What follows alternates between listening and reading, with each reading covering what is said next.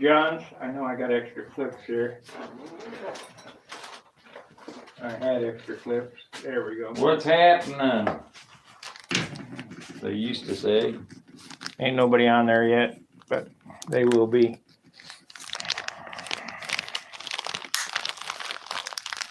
That's pretty brittle. What's the shore hardness of this stuff? 70.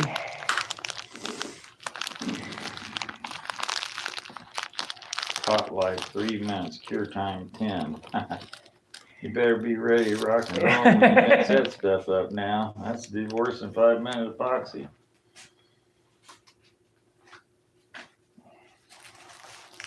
Yep, you better have it together. Better not be a very big mold.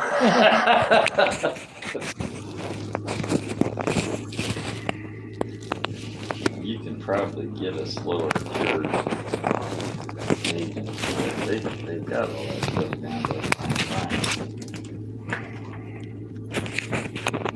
Okay, I'm getting the mic ready. Okay, there we go. Yeah, the clip that holds it on. Let's see, it's gonna go on that way, so we need it to be like so.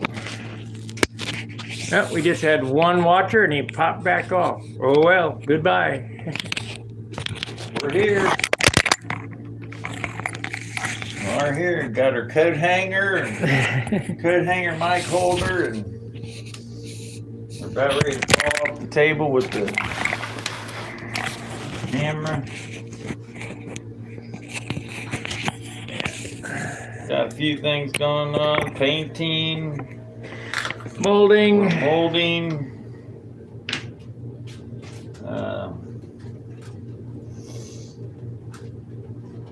We're using smooth on products. Wendy used smooth on products. That's where I originally got it from. I'm not sure where'd you get it from, Wendy? Yeah. So Wendy had some molding videos where he's using these smooth on products. They seem to work pretty good. If you don't mind pink. Jedi pink. This is a Mold Max 30 rubber to make the mold with. Probably can't see that. Yeah, they can see it now. Mold Max 30 to make the rubber mold part. That's what this is. These are 3 of the plunger, inside plunger pieces. So you know what it is. Let me get my screwdriver.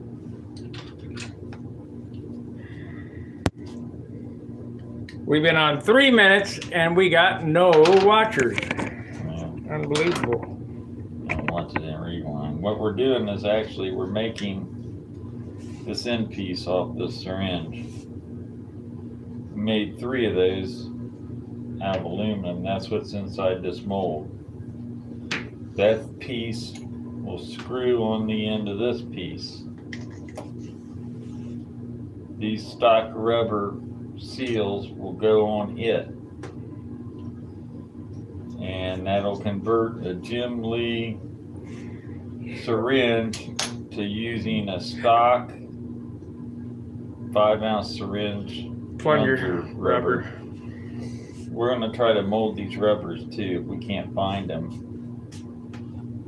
So we'll make a mold for this, buy the rubber, pour it in the mold, and do this. That may be a hard mold rather than soft. This is a Mold Max 30 is a silicone mold. Put it in the refrigerator. Why it just needs to cure longer. We had it on there. You put it in the refrigerator, it'll stiffen up. How long does it say? Oh, you mean cool it down? Just Yeah. to cool it down? Yeah, I don't want to wait 24 hours. I want to mold the damn things today. Yeah. We can try to take it out of there. Full cure time is 24 hours, so.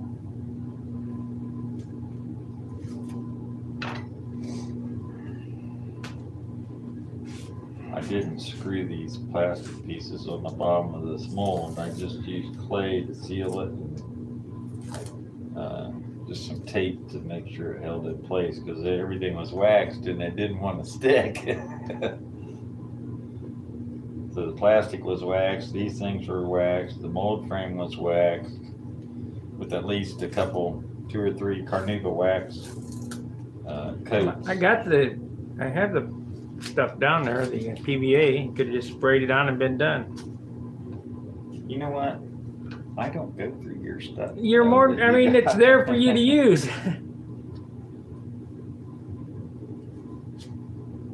Gonna have to take the bolts off. Oh no. Unscrew it. No, it's glued and screwed. It's glued and screwed.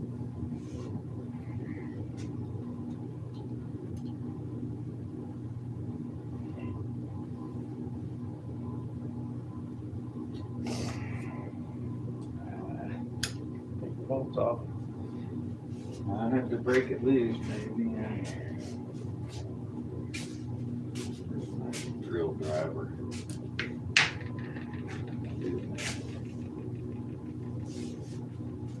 All right, today what I'm gonna do is I got a couple of little spots I'm gonna fix, and then we're gonna paint this puppy today. And the thing is, even John looked at this, it looks good, but the minute you put the white on it, it's ah! Yeah, for sure.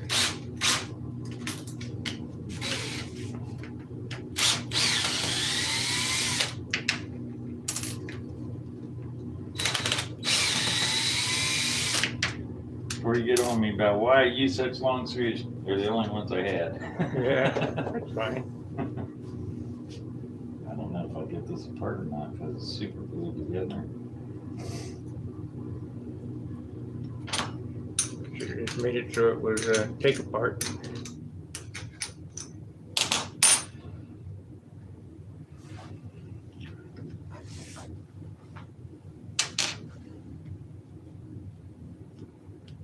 And get a knife and go around the edge, I guess. It's just, man, this stuff is wickedly tenacious. You know, even with mold release, you're still gonna. And that came off, that plastic came off pretty nice.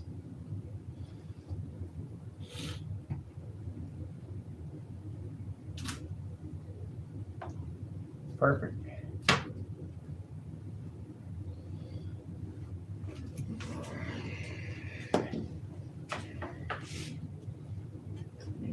Study it.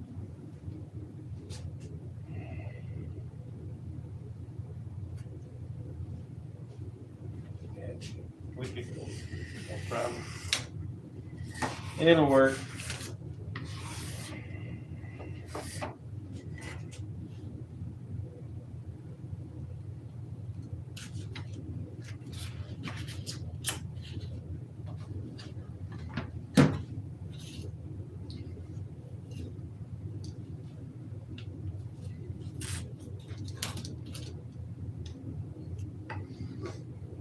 This is just cheap modeling putty, Clay. clay for this arts and crafts project from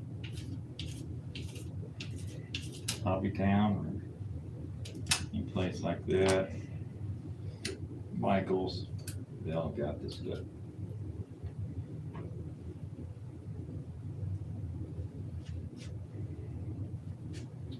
I don't reuse this stuff. It's so cheap. No sense in it. It might be harder to get apart than you think.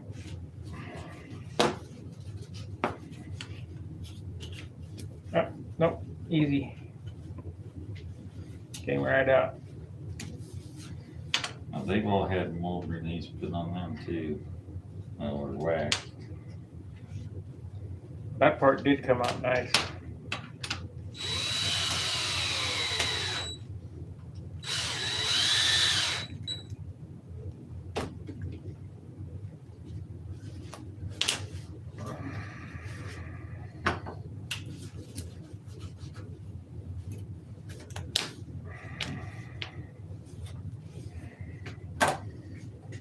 Now I gotta get this clay off of here.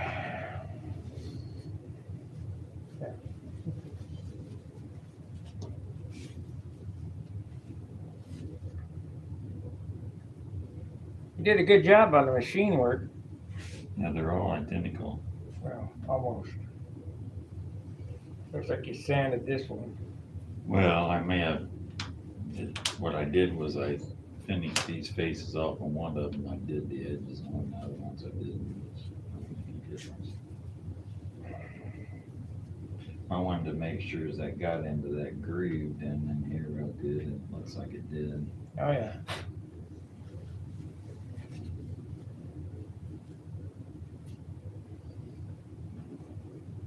So one of these mine? Well, I don't know, man. You might have to talk to me in the right way. Yeah.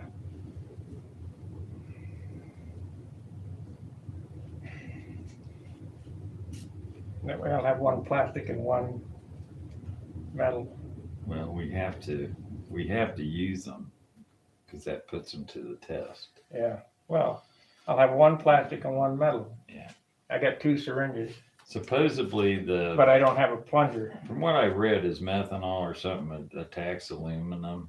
Not that it'd have to get past that plunger to attack the aluminum.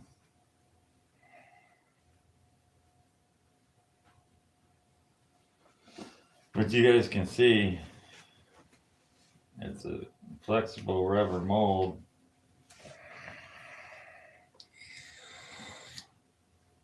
That's enough of that crap out of there. As far as my handle, if we're gonna make me a handle, we can make a T. It doesn't have to look like that. You know, just No, yeah, make it, well, you have to have a round bar. Bigger than that. or flat stock, whatever. 1/2 inch flat. Don't matter.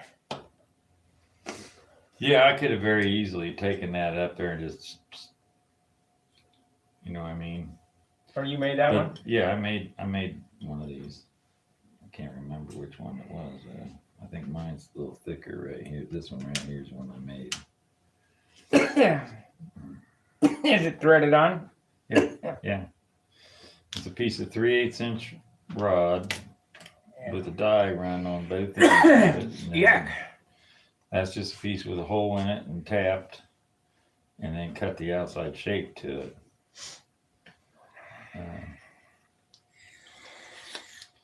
Probably the same thing Jim Lee does. We got no watchers. I can't believe. What time is it? It's still probably 10 before 10, 9:51. Today is Phil Spillman's birthday. Happy birthday, Phil Spillman. What is he, about 75, 80? He's getting up there. He's still out actively flying and everything, which is bully for him. Ex-military guy. I used to like to watch Lou Woolard. That guy. And 90 years old, and he's out there flying control line planes. When his granddaughters were to get out, he'd get out there and be out. And out there trying to help them and stuff. That was really neat. It takes a lot, man. I watched him at Brodax. So this is what was in these. In case you didn't see it, there's 3 of these. Which is essentially the end of this syringe. See that we made up. And that is what these things snap onto. So you take these plastic ones will go on just like this on your syringe. And then you'll take your rubber cap out of the stock syringe and snap it on the end there, and then there you got Hybrid plunger, hybrid plunger. So what we're going to do next is we're going to mold these aluminum parts that I made. We're going to mold these out of plastic. And we could have molded these with the threads and everything in it, but I chose not to, thinking, well, I can just chuck this up in a lathe and drill and tap that hole very easily in a piece of plastic. So I know it's more work, but I thought it might be a lot more work trying to get that thing apart. Well, the mold would have to be different. I have to have a 2-piece mold. No, you can one piece, but you got to split it. Well, I was gonna make a 2-piece. You know, the part with the thread on it, and this part. But then you gotta have a hole inside of it and pour it through a hole, and You got to do one at a time, one side at a time too. yeah, there's a little bit of a process involved in that I didn't really want to go through.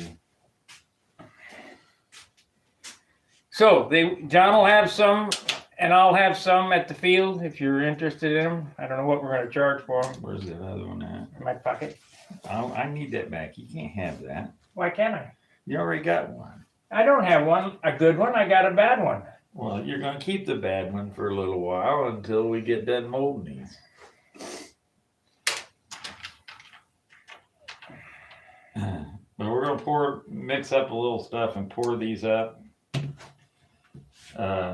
This stuff, when you're using this resin or you're using fiberglass and epoxy, you really don't have to have a mold release in here at all. If you're going to go into productions of parts and start putting hundreds of parts out, it's advisable to use some kind of a mold release, because after a while it will start breaking down.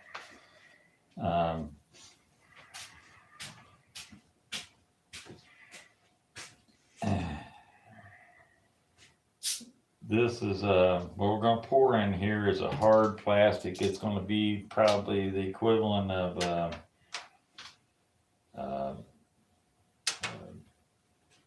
what do they call that stuff?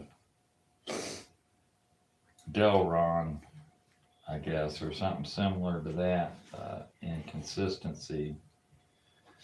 The reason why I chose this instead of the other, if you look at this, they're showing you pouring into an inch thick mold, and I figured that'd be about an inch thick. The other stuff was for thin mold, but we're going to try it in a thicker mold.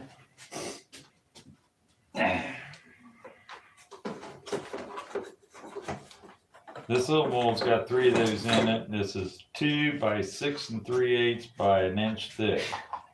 So that's how big this mold is.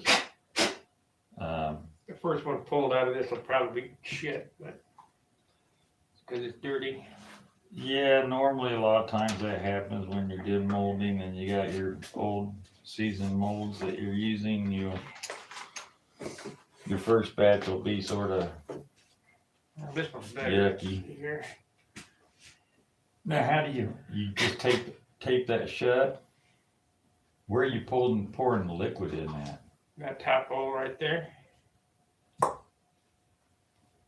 And I mush it like that to get it down in there, and then put that on there to hold it straight. So, what, just the diameter of the rubber is what holds that centered? Yeah.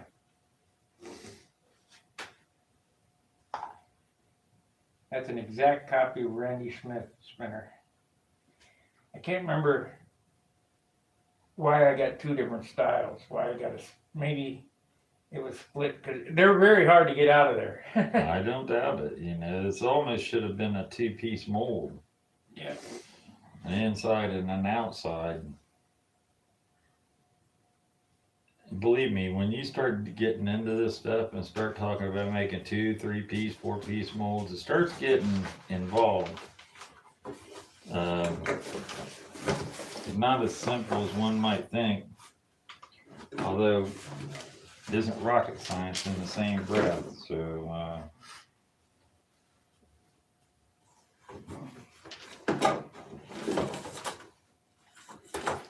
I gotta take that with a grain of salt. 2 different styles of back plates. That's an electric back plate, and this is a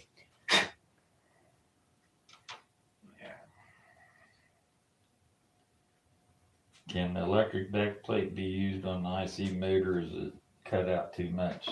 no, it's a big hole. Oh, well, you can push it. Right.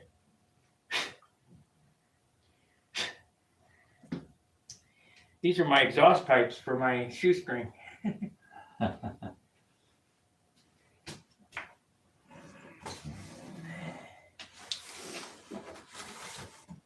I don't know if we'll make another mold today. But if we do, Okay. we'll let you in on that. We'll see how the time goes by here. We're gonna pour some plastic in a couple of these things this morning here.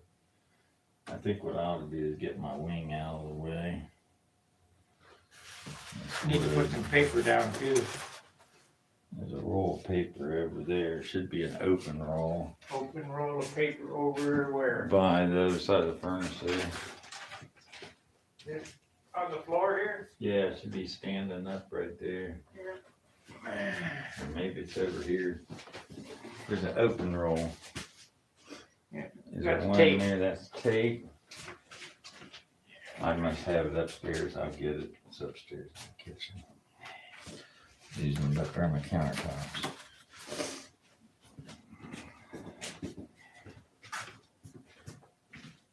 Wait a minute, here's, that's plastic. That's tape.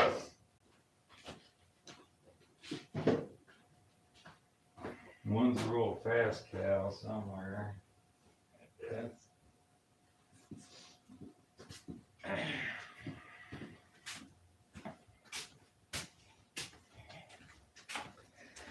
Let's see, we got any, well, we got 3 watchers, or 2 watchers and 1 thumbs up. Thank you for the like. I can't believe we don't have more. I guess I announced too early, but we're doing a long session today because it's painting day. Okay, what I need to do is I have one little bugaboo to fix on the back of my canopy here. While John's looking for whatever, I'll fix that. Or at same least paper that Dan's got. Identical. why? Did you get it from Dan? No, it's just arts and crafts paper comes on a big roll. He had the same weight. And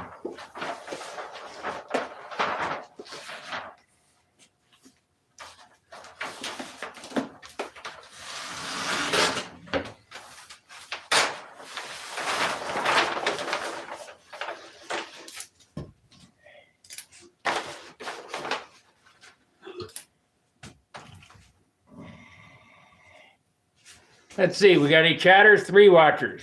No chatters. No super chat.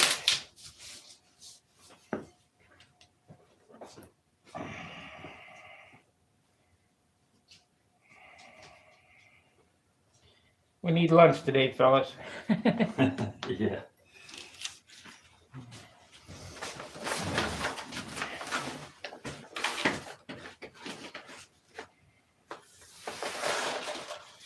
And no matter how much room you got, you never got enough room. Nope.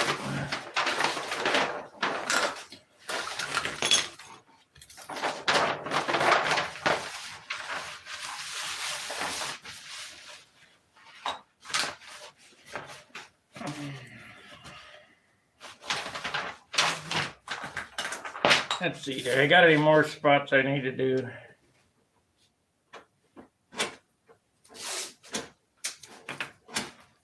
A little hanger rash on the wingtip there. Sure would be nice to be able to use primer. We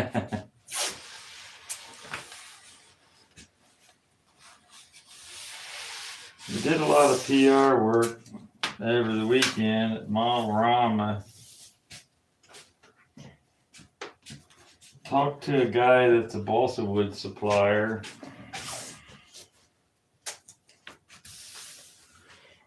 And he was telling us about his woes of getting anything that even resembles contest grade wood. It's almost impossible, if not impossible, to get. I'm supposed to send him an email. He's going to make me up a bundle of 4-pound, 2-foot wood. It was only 2 foot long. Well, 2 foot is better than nothing. Ribs and whatever. Well, yeah, you can use it in certain spots, but you can't splice it. You can't glue it. I don't know, you might be able to make. See, I put the fuselage joint back at the trailing edge of the wing. Or further back. That's not, it's 48 inches long, a fuselage. So 2 foot would be right here. It's halfway point. Yeah, which would work. The only thing that wouldn't work on is sheeting. But if we were doing foam wing, it would be just shy, 6 inches shy. So you could stagger like, one here, one joint there, put back and forth. We could get it done. A lot of glue joints. Glue joints are hard to sand, so. Here we go. Got a rubber. Going to be making some of these too. So spinner cones. This was a test piece that sort of malfunctioned a little bit. There's one there, but I was trying to discern which mold I used. This one's correct, but it has the line in it. The line and the mold release line. Well, that's all right because typically you're going to paint these things anyway.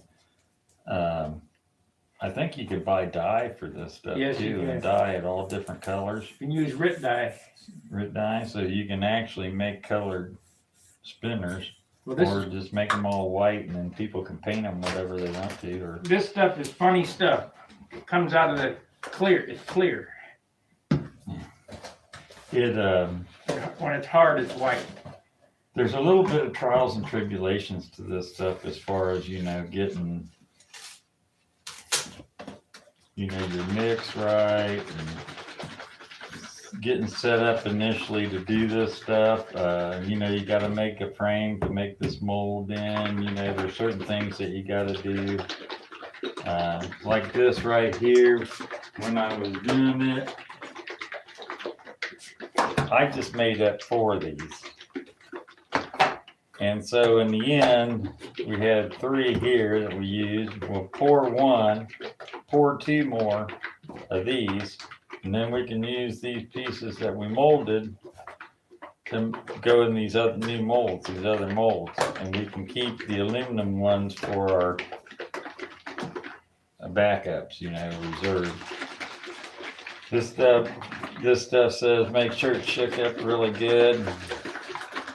All of the Mold Max 30, you got one part that's a hardener. It's a little teeny. It's 101 mix. Looks like a little antifreeze bottle. Yeah, you have to shake up. The ones I had were glass vials. Yeah. And little glass bottles. That was 15 years ago.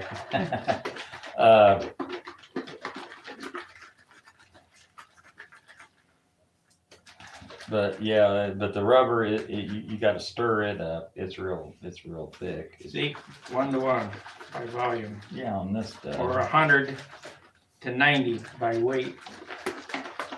So one of these things weighs a little bit heavier.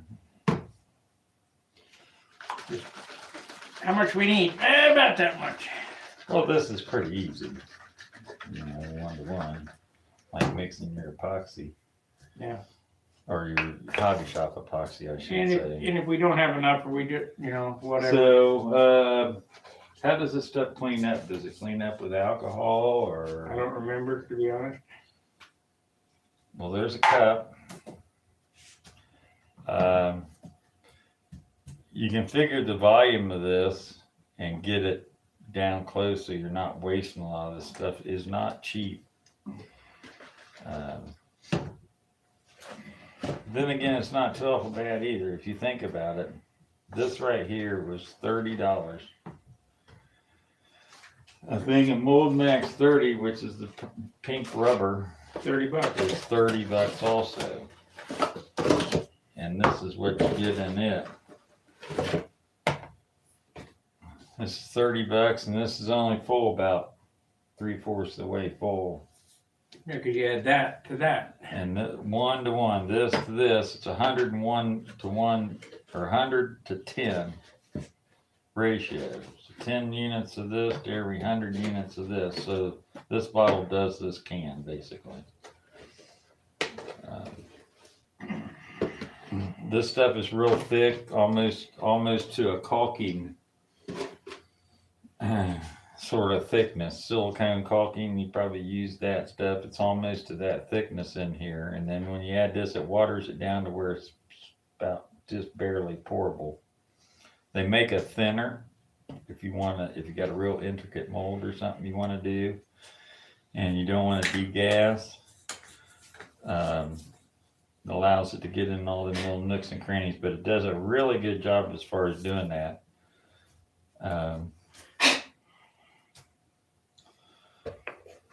When we molded these, and Spark will go over down the line here in a minute about his spinners. We of course made these pieces, and we screw this to a piece of plastic with some putty under it. I didn't want that feather edge around it, that curves back in, and have to cut it with a razor knife, because then you end up with a jaggedy edge. So I put the putty underneath there so it would stop right at the edge. That's the only reason why I use that putty, but I'm with you, it probably didn't need it.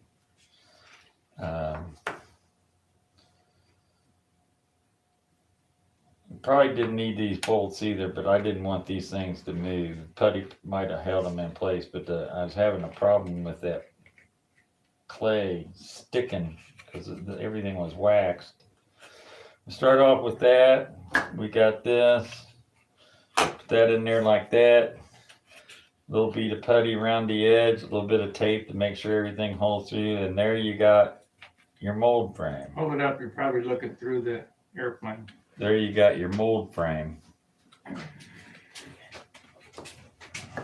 These pieces bolted to a piece of plexiglass, little 1x1 wood frame, putty around the edge of it, moosh this on there, and then tape it to it just so it doesn't move. Don't get any leaks, spring any leaks. And there's your mold.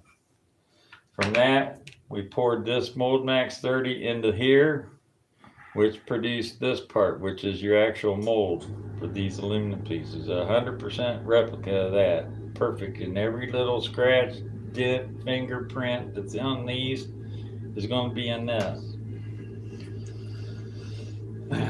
So we did that. Now this was poured yesterday, set up all night long. I put it on the heater and let it bake for about 5 hours or so, just to be sure. I wonder if we could use that pink for this. The possibility's there, yeah. I thought that too. So there we go, we got that. This has a shore of 30?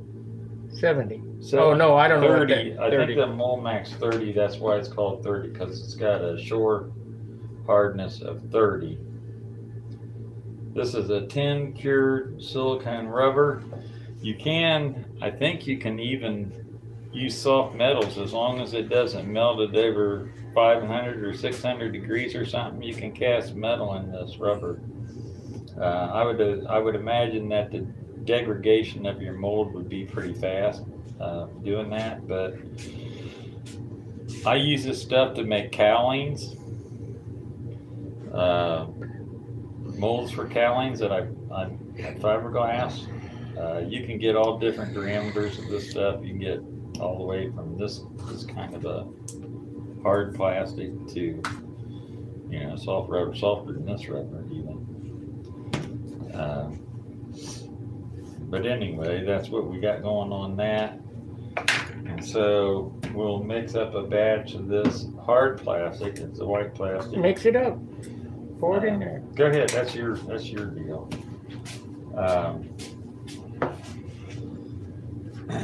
We'll set this stuff to the side. I need a stick, a stir stick. You only got 3 minutes, so you got to get your act together.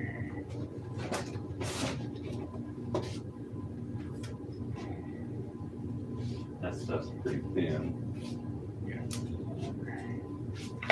Can't get it open. Get a knife.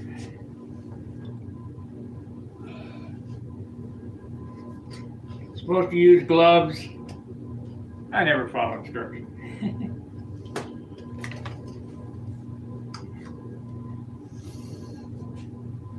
Supposed to wear a respirator. Don't have that either. It stinks.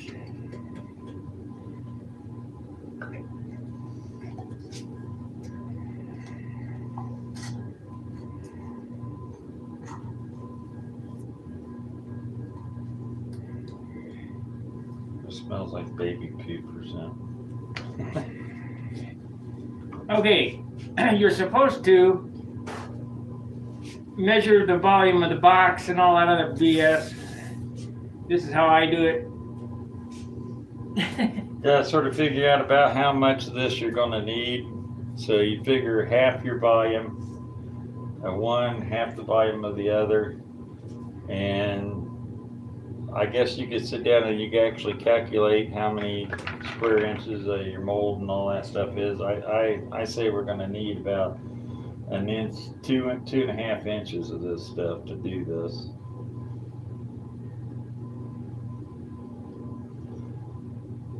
These molds right here, for this rubber right here, it took almost a full glass of the Mold Max 30 to do this silicone right here. Just the silicone. So we probably got maybe a third less than that, not quite. You want to mix a little teeny bit extra, just in case you're off, because you don't want to try to mix a second batch of a little teeny bit to try to fill in at the last minute. It doesn't work like that. You're better to mix too much than not enough.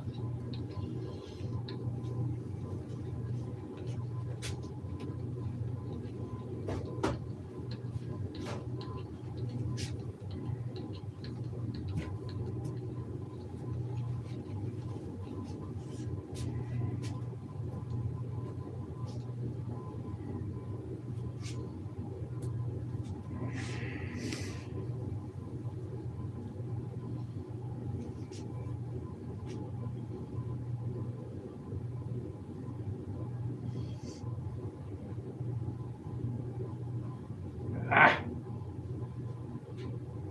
mix too much. That's right. The springer's gonna turn the back off anyway, right? Yeah. Yeah, you're always going to get a little bit of a flash on the top of these molds unless you got a two-piece mold that totally encloses everything.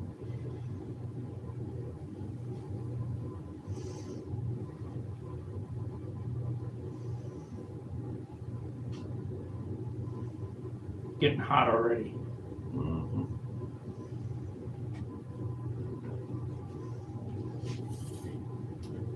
I mixed way too much.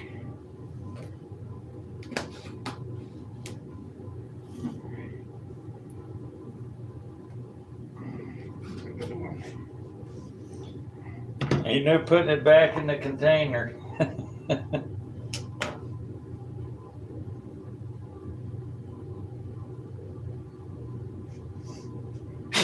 The first ones will probably be crappy because of all the dirt.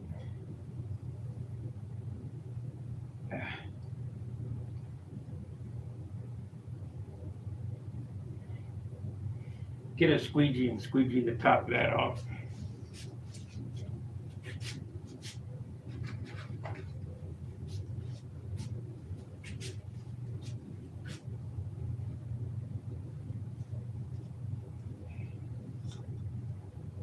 Both of them.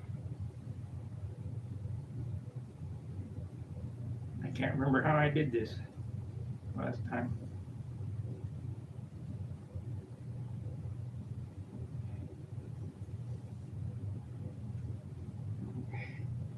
Yep, I mixed way too much. Now we know. It only takes How much does this stuff shrink? none.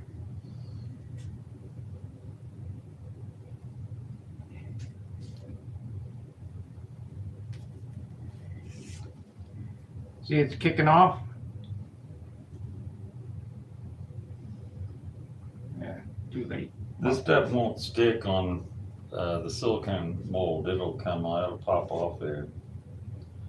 Well, exothermic reaction is something, isn't it? Look at that. It's a hard blob in there already. Hot, hot, hot. Won't take you long to look at that.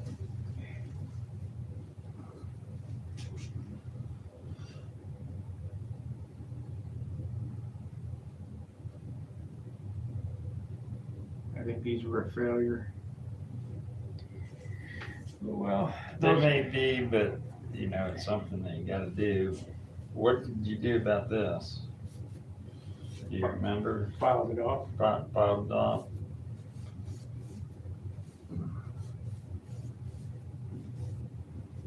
I used a slower stuff than this the last time.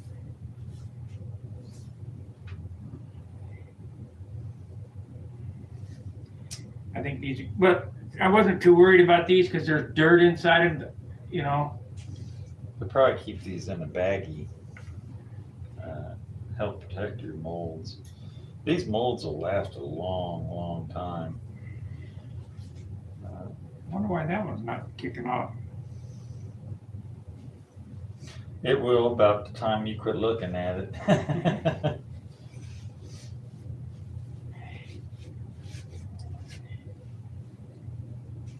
I forgot to pour this too. We'll get it next time. This is your spinner nut. Yeah, we only need half of it, so we only need up to 2, and then 2 to 4 to do all these. You know, mix it, pour it to 2, and then bring it up to 4, and that's it. Yeah.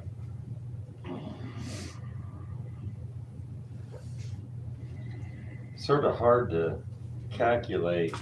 How much material does it take to do that? It's a 32 of an inch thick by this with a taper and the thicker section here and thicker section there and all that. And this is a spinner nut with the threads and everything on it, the nose cone and all that, and that's probably not that hard. These probably wouldn't be hard. This is, you know, a wagon wheel with spokes in it type deal. We need to I'm not so sure that shouldn't have been left proud. That might just shrink up. be enough. You'll have enough on it to turn it. Turn those flat anyway. Well, these won't be a problem because they're not crucial. That little bottom edge, you know, you can turn that. Got plenty of room.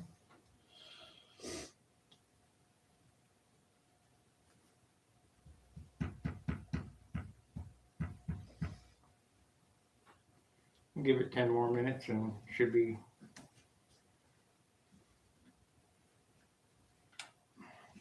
These here, I just wanted to pull one to get the dirt out of it, you know. This is about a putty stage right now.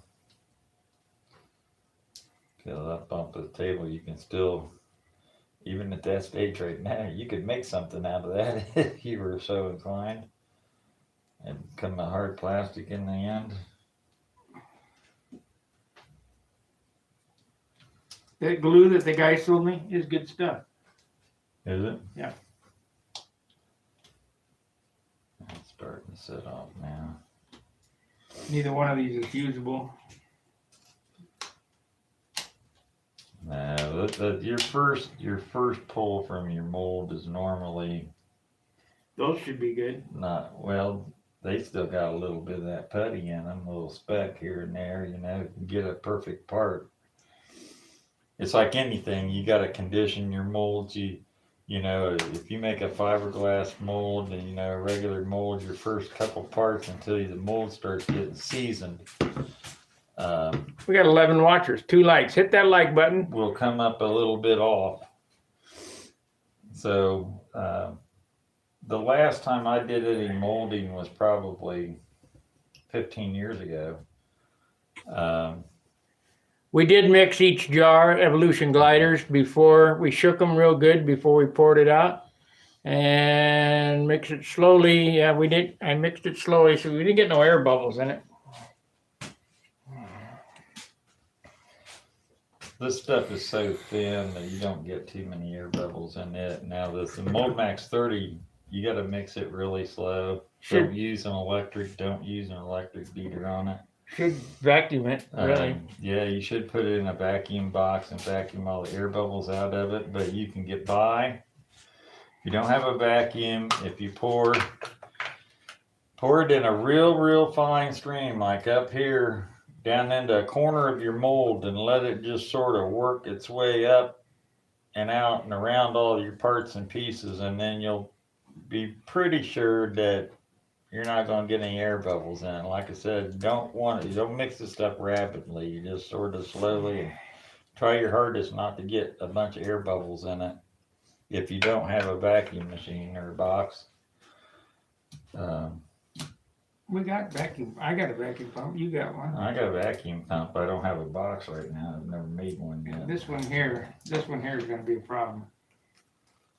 But that's okay. I should only pour it out. It should be just all flat. Yeah, wipe the top off. Yeah.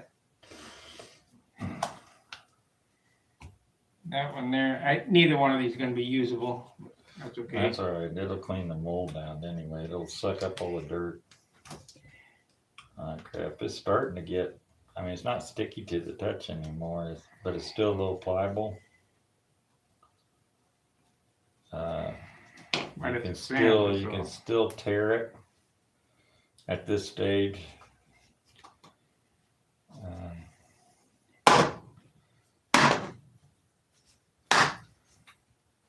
And that'll come out. We'll clean that cup out. Go for a second. Looks like I didn't get it mixed thoroughly. That's why there's unless it's going to kick off. You know, you don't know. Oh, it's kicking.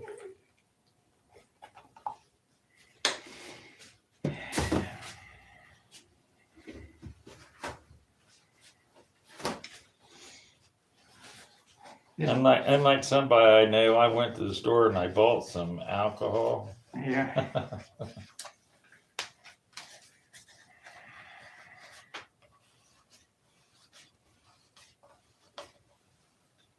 That part there might still be usable. This one here probably usable because it's for electric. You know, it uses that little top hat. I even molded up top hats. But, you know, it's been the same length of time. It was probably before I did, well, probably about the same time. We were both molding. You were making landing gear and all that kind of stuff, and I was making cowlings. And so 15 years ago, probably, last time we were doing any serious molding. That shit is hard, boy. Yeah, like a rock. It's thinner, still a little flexy, but it'll stiffen up. I don't know how to get this off. You want Dremel tool maybe? Yeah, probably what you have to do. It's too hard to get out of there. I can't get it off with a knife. It won't come off with a knife.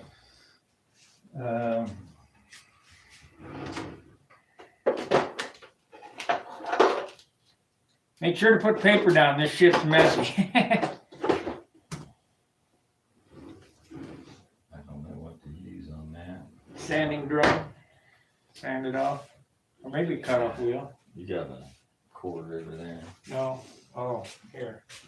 Well, there's one on that column, isn't there? Oh, you're using it? Yeah.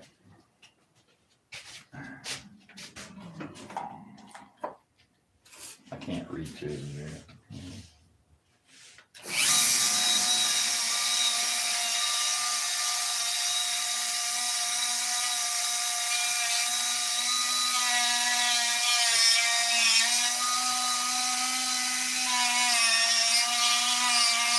That part won't be usable. I just know it.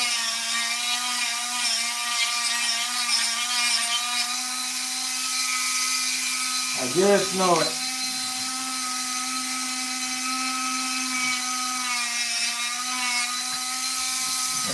That ain't gonna work. That's messy. Gotta find another way.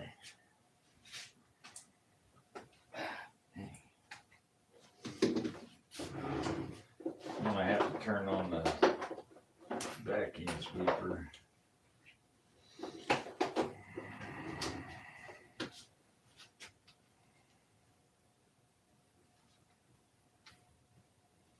It did pull all that clay up and dirt and shit on the first one. Good. Not all of it, but Now turn on the shop vac.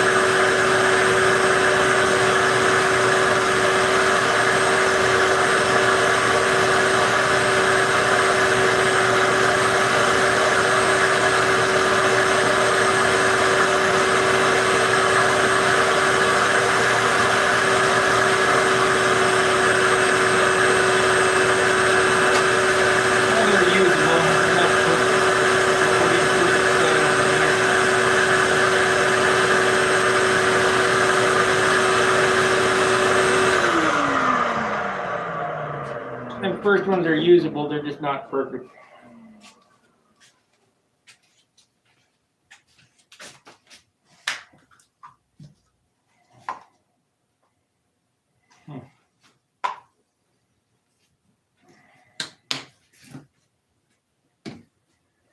How are these? They're not perfect, but they're usable. Oh yeah, they're more than usable. Took all that putty out of there, didn't it? Yeah.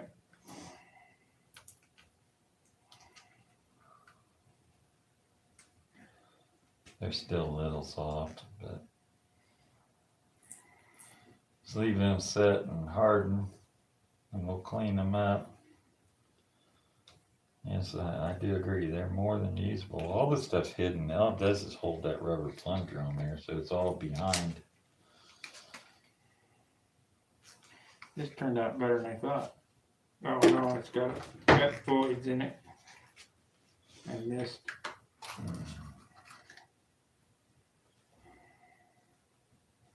It's not hard yet.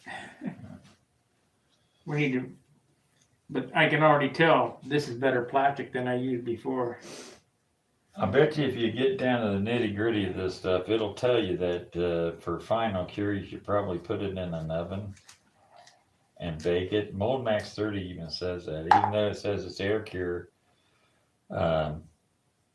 You can put it in an oven at like 150 degrees or something like that for 2 or 3 hours to just guarantee it's baked up right. But it pulled all the dirt out. That's in that one. Yeah, it's all in there for sure.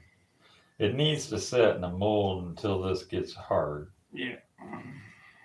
Um, Let's see what it says. Cure time 10 minutes. We need to put a stop, get a watch on it and see. well, yeah, then it probably goes on to say that it says that Mold Max 30 cures in 45 minutes, but you should let it sit for 24 hours before you try to demold apart, or that's when you make this mold. You should leave this set for 24 hours and then bake it in an oven for 2 or 3 hours.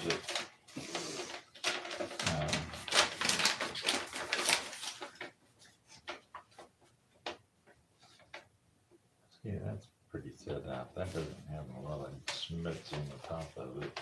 That's where I didn't get it mixed all the way. I'm not gonna put that in the trash can. I don't know if that thing's starting a fire or something. Is it still hot?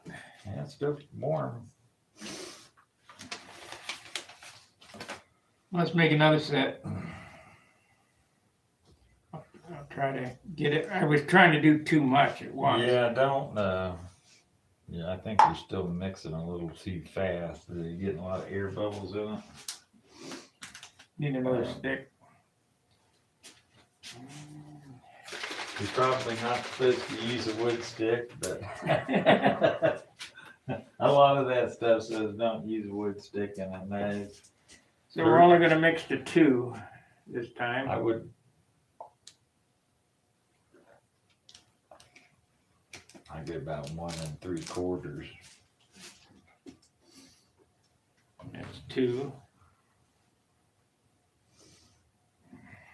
Don't get your lids mixed up on this stuff, just like your epoxy stuff. Let's just mix to 1.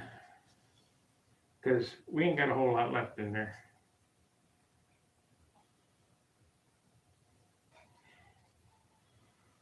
So we'll mix 2 ounces and hope that's enough, or 1.5 ounces.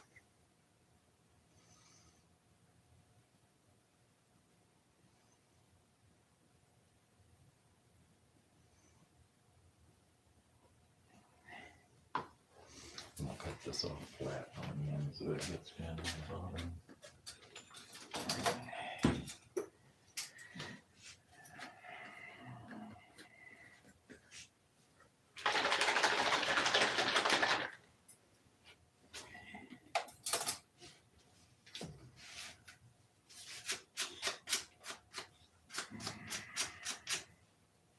So this time, I'm hoping there's enough for that and 1 of these and 1 of these. So we'll go to 3 here.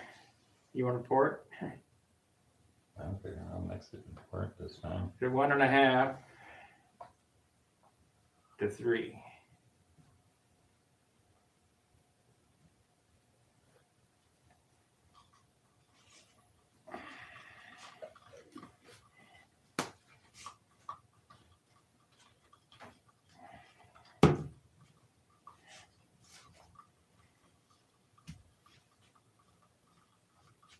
Pour it down in that too. These 2 and those 3. I think there's enough there. Do these first because these are just.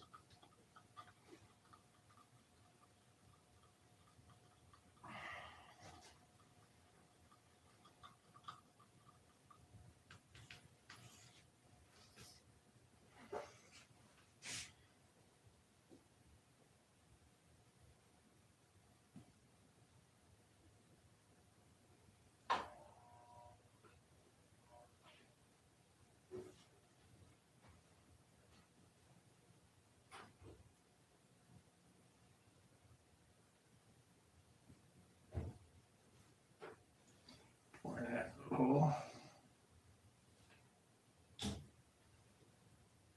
You gotta kind of mush it.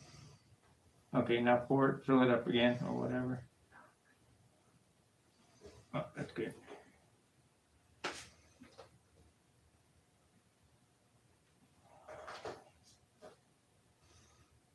Keep pouring.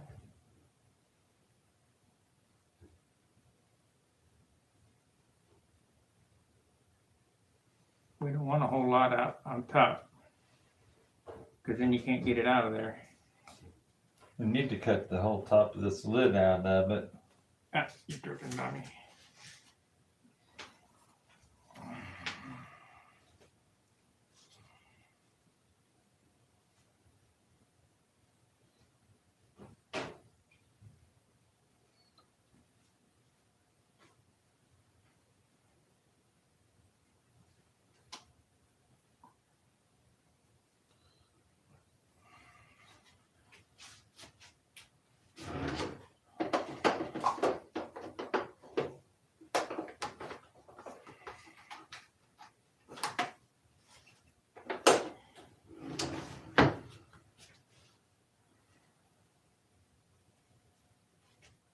I don't know if you're supposed to touch it or not.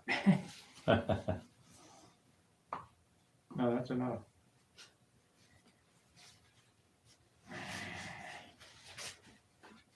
You can try to pour in there, but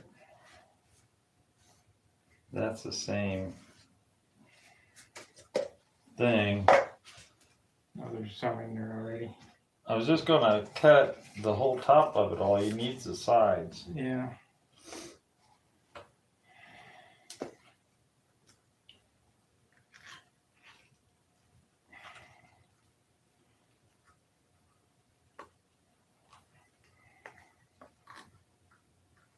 See, even that was almost twice. Yeah. Yeah, these are a pain to get out, aren't they? Oh, they're tough. You gotta get a exact one pushed down the center. Oh, that stuff's so soft yet. It's deforming. Yeah. You got the dirt out anyway. It takes longer. It's rubbery.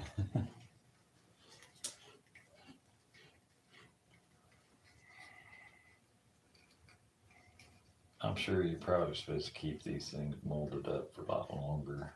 I mean, it sets to where it's not running in however long, 3 minutes. But full bond cure, probably 24 hours like most of that stuff. Look at all the dirt that came out of that. Oh yeah, clean your molds up pretty good.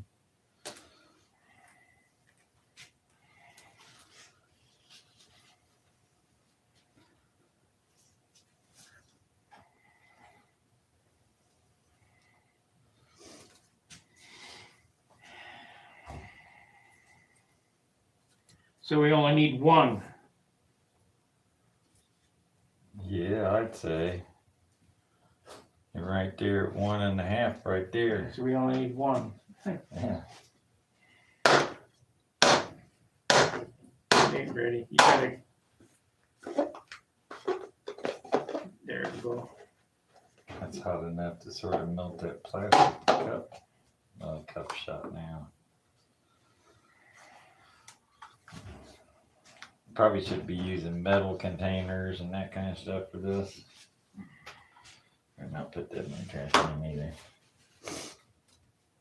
It's sticky. That should come out okay.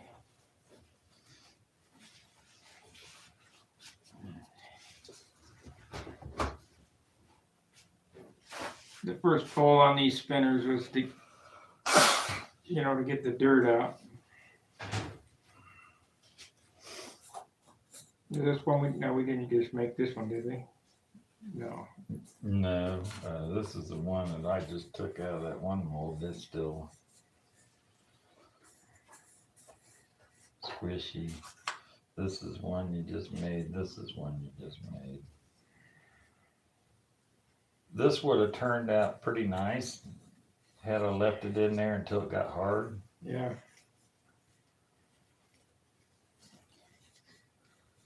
I think this is the mold that does the best job. What you probably ought to do is, to do these right, you should have 3 or 4 of them things and have a little oven there, a little toaster oven or something set for 125 or 150 degrees. Put this stuff in there, let it kick off, and then stick it in that oven for Why did it bubble there? 3 or 4 hours. I mean, it doesn't matter. You can't keep from getting air bubbles in that stuff. You gotta we need a slower cure step where we can, even if you gotta leave it set for a couple hours. I just looked at the shore hardness, you know.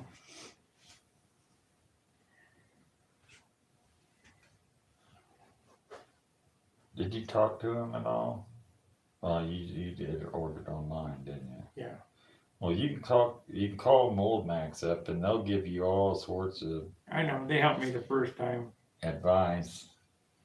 No, I went on their website and searched through their stuff. They don't sell to the public.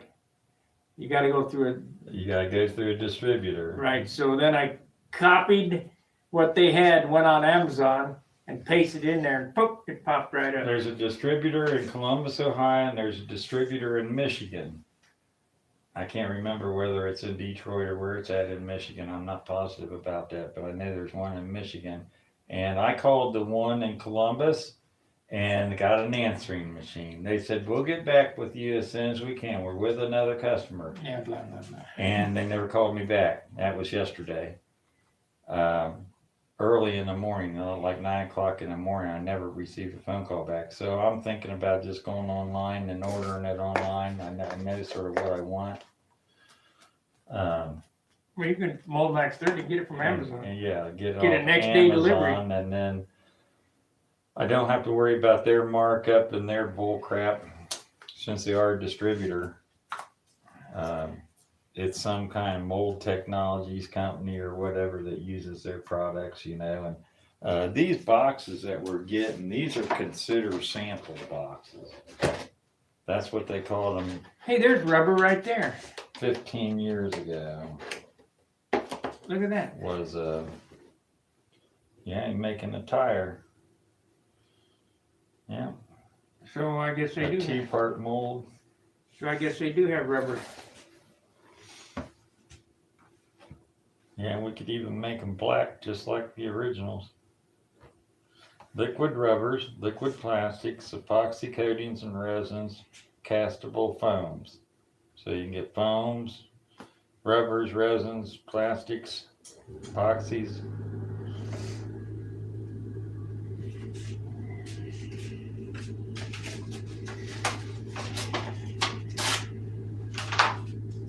Sculptable epoxy clay, smooth on casting resins.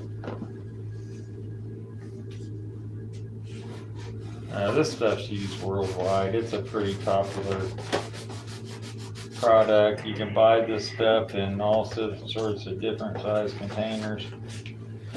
It's pricey. Let's see. Like we said, this is a $30 box, and it's got 2 pounds. I think it's 2 pounds of rubber in it. Yeah, 2 pounds. Okay, little history. What's wrong with your pache is there's probably dirt on the needle. If you take it out and sand it with 2000 grit sandpaper, just slide it back and forth on the needle. And if that doesn't do it, thin your paint some more.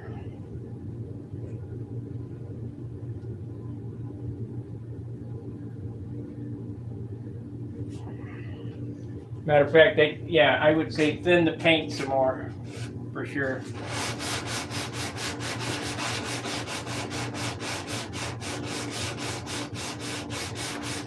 I had a pache. I wasn't real fond of it. I went to the Iwata hut.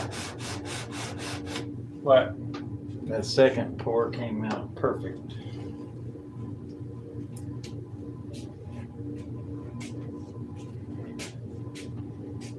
All of them is much nicer than the first one.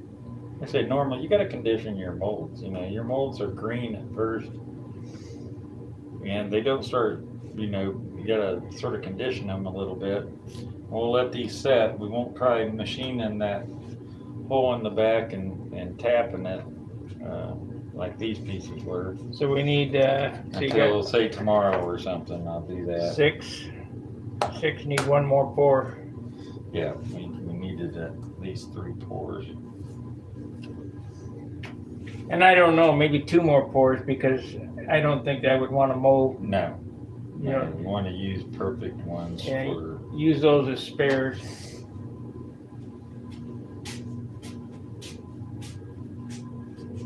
I don't want to take this out yet because No, you want that to stay straight and everything because that's a threaded piece. Can you take the cup off there and let me cut the top of that cup off that?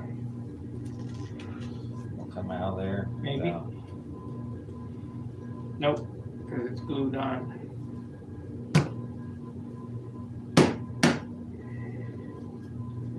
No, don't deform it. So, but just this way.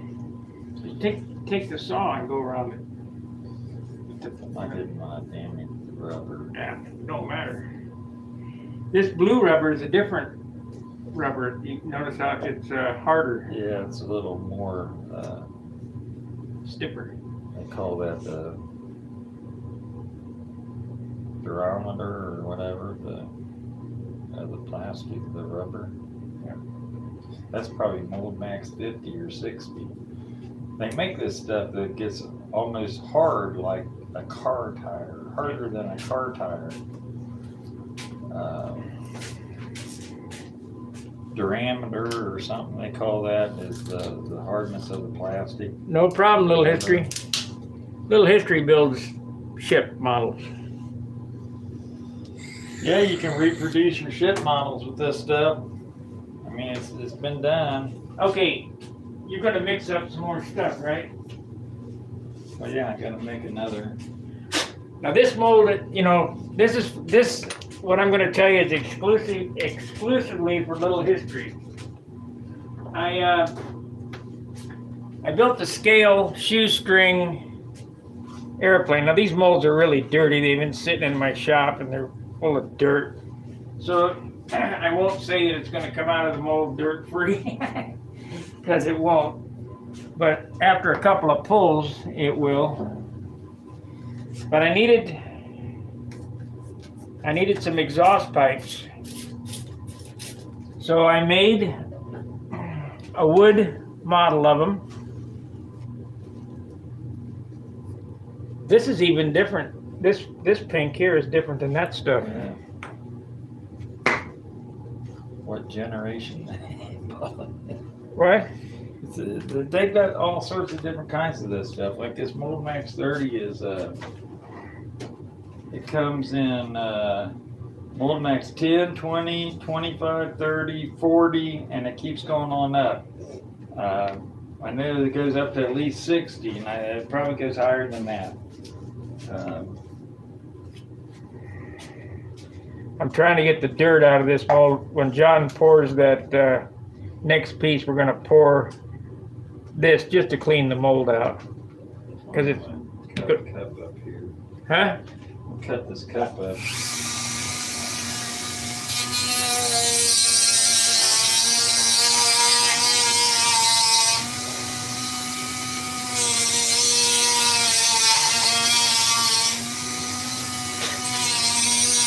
But this would be perfect for you, Little History. This is a part that's pretty cool when it comes out.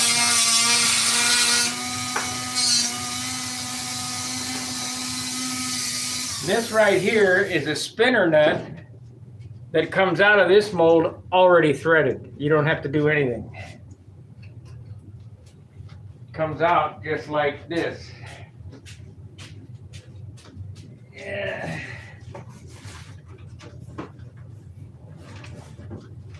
Oh, I got another one in there too. I don't know what the hell that was. Here's another mold.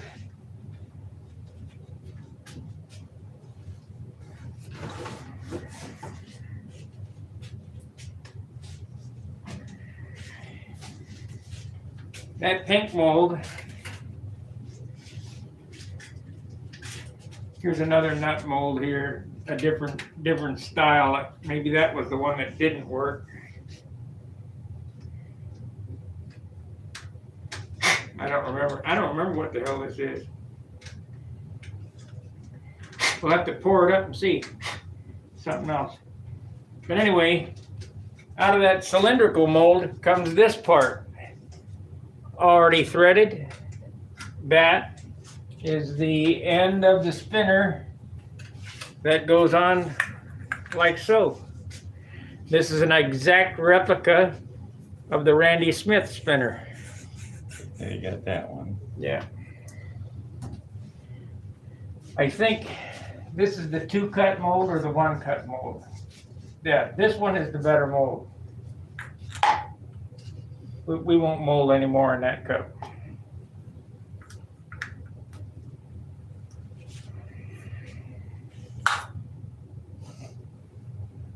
So do 1.5 again, because you're gonna pour this, or these 3. That's the most important part.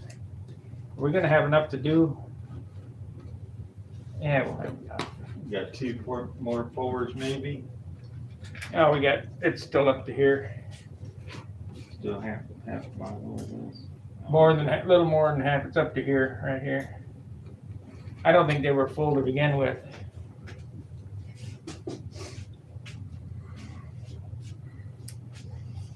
So do 1.5 again. 1.5 of each. Right.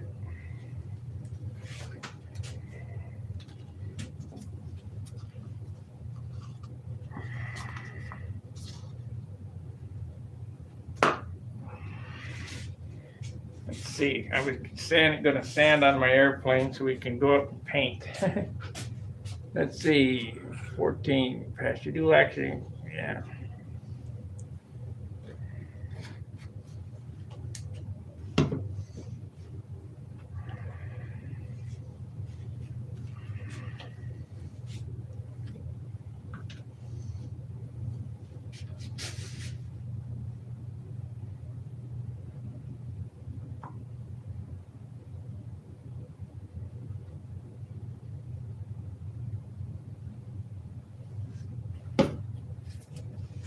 The problem with this stuff is you got to get the hump on, because this stuff starts kicking off. Immediately, yeah. Ridiculous. I think we get something that's a little bit slower than. Maybe they got some retarder for it. Because by the time you get it stirred, you want to make sure you stir it real good. I'm trying my hardest not to work any air bubbles into this whatsoever. Those came out real good. Yeah.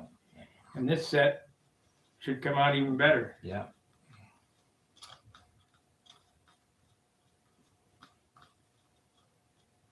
See this time there's no air bubbles in that at all.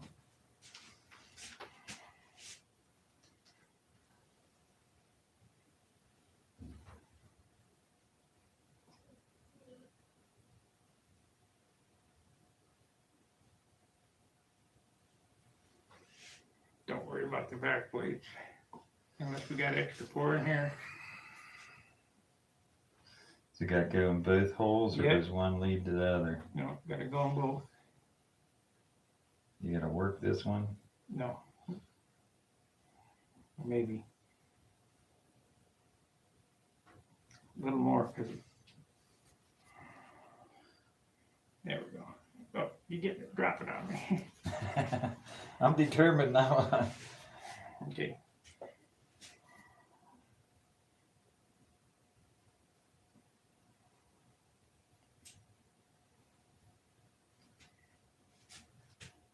Yeah, I'll work it. You.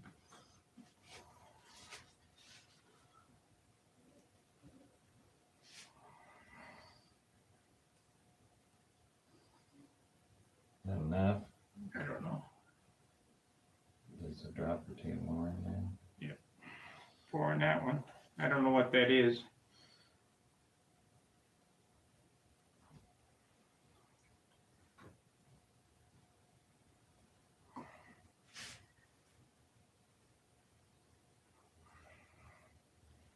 Maybe it'll jog my memory when I see what it is. Yeah. I'll take this rag.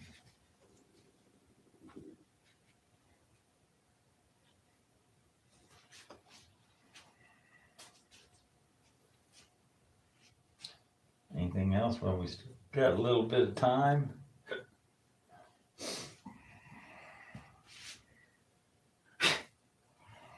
Just a minute of time. Ooh, man, that's just not enough time. That's just that quick. It's too late.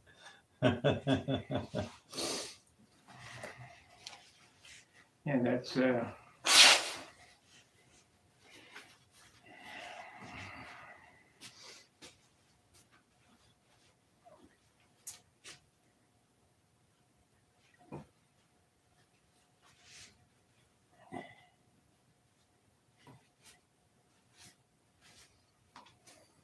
that's just nasty.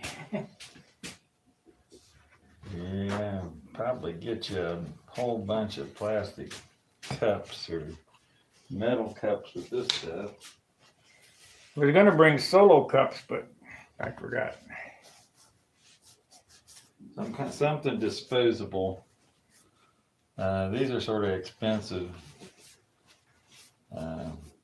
but these are actually from the hospital. Pea cups. Yeah, well, they measure how much your liquid intake is and stuff, so they give you. So when you pee, they measure your pee and make sure that you're peeing whatever your intake was, a percentage of or whatever. So this is when you get a drink, they know exactly how many milliliters or whatever. That second pour really came out great, man. Those are perfect. Couldn't ask for anything better. Outside this bag, Yeah. actually that could clean up just a piece of sandpaper like that. Yeah.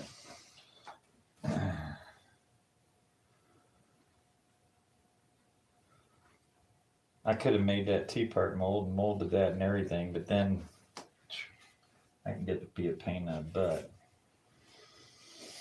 Or we could take one of these and while it's hardening up, stick it down in there.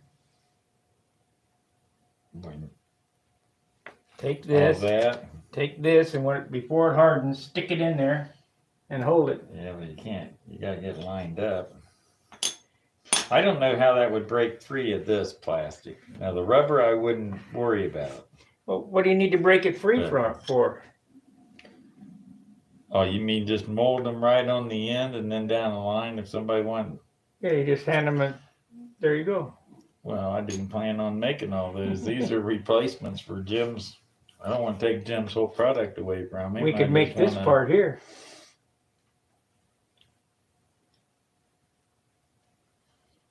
You know, this little piece here, so you don't have to make this on the lathe. Yeah, you could. Thread it and all. That out of plastic. Even that cup looks like it's better. Yeah. Don't take them out. Let it sit in there a little bit No, longer. they're still hot. You should probably let that sit in there until they get cold. You're not pouring them up to the top either.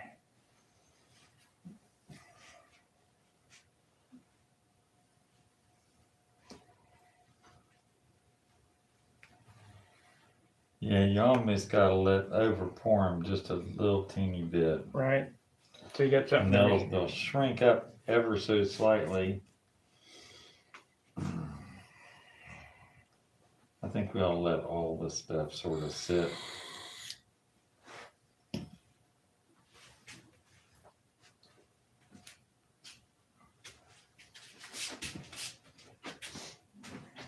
Maybe we'll start and do some other stuff and then come back to this.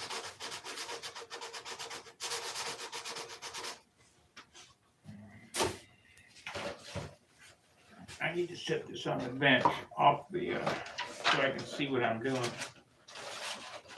You saving this paper? In case we needed it, that's why I have it left out there. Waste not, want not.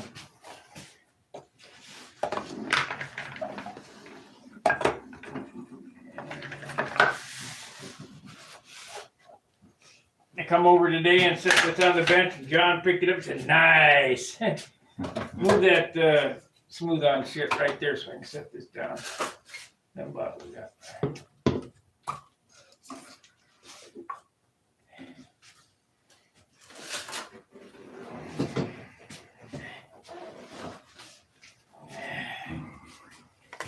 This is the last place to work right here. I couldn't really see it in my apartment.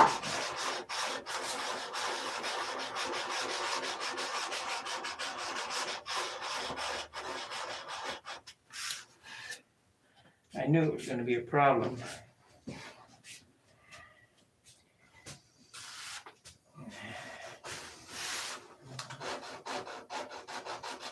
This canopy, if you look here, it didn't come out perfect, but it's close. I mean, it looks good from the outside, but if you look inside, you can see a little bit of the Never so much. primer line there, see it? Yeah.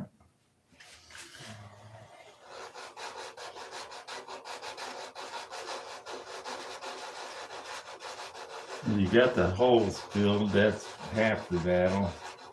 Got them painted over. I was really concerned about that.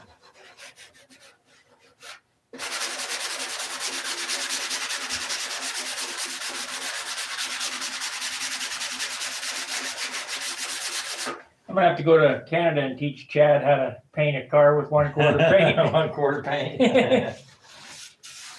Hey man, Chad, if you're watching. He don't watch me. He don't care. But some of the guys from over there watch. Bald and Dangerous, Little History. Yeah, he's a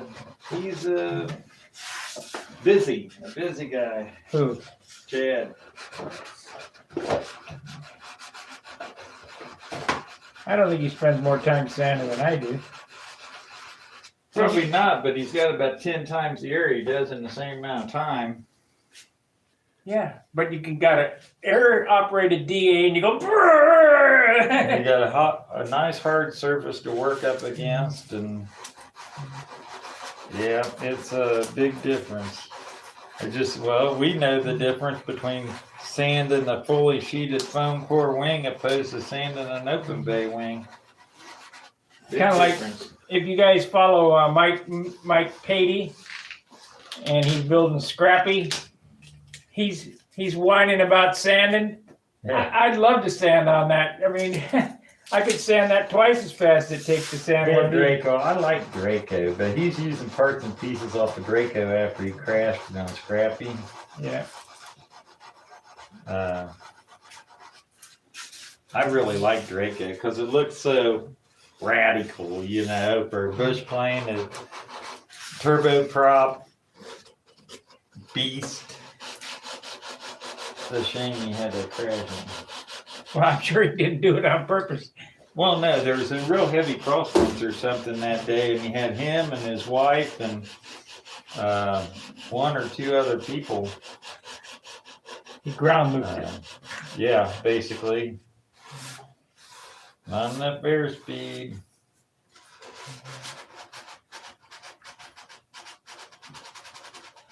That's what it ends up looking like, basically. Plastic spinner, nut, plastic spinner, plastic back plate,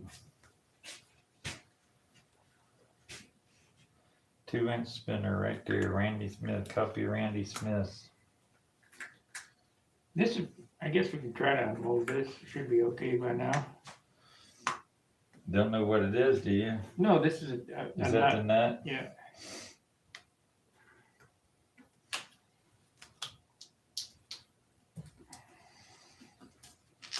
That's one thing nice about this rubber, man. It's like nothing sticks to it. Yep, there we go. That's a good, gonna Yeah, be a good. good, yeah, it'll be a good part. See how it works? I did it, the threaded end is on the bottom. You gotta put the point on it.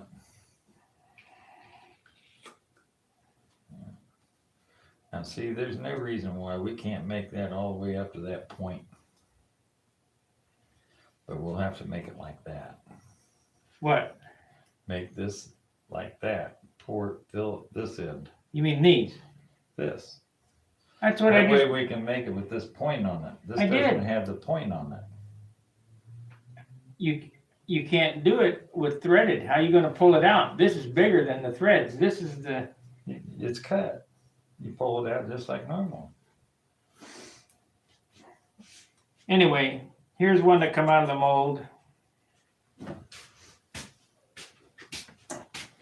It's already threaded up. That piece is this piece here. That's a good usable part. And one of the reasons why I did this is it allows you adjustment. So let's say that you have a nosy heavy airplane, you can, and got a Randy Smith spinner on it. Yeah, even that looks better. Look, see, they made a perfect mold of that cup on the inside. Yeah. Even the mix on that looks better. Yeah. So there's no excess on the bottom. Practice makes perfect. The more you do, the better you get. Perfect practice makes perfect mistakes. Yeah, I can. For sure. For sure, man. Now, which one, did we pour both of these spinners? Yeah, we poured both of these spinners. So we want to let them sit in there a little longer so they're harden up a little bit. He said this is, let's see, this is the one that's supposed to be the good mold. Yeah, it's supposed to be. I don't know what this is. I think I'm going to need pliers to get this out. It's been 15 years. How can I remember that? Yeah, it's a little tough.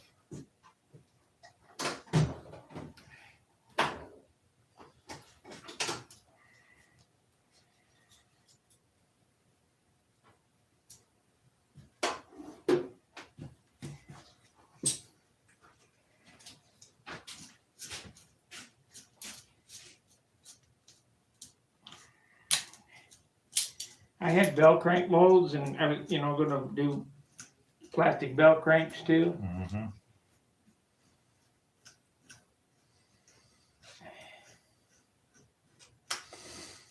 I was looking into injection. Oh, that's what it is.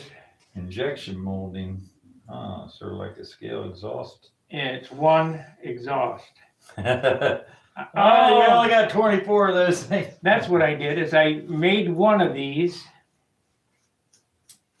and I made one of these, and I cut it off.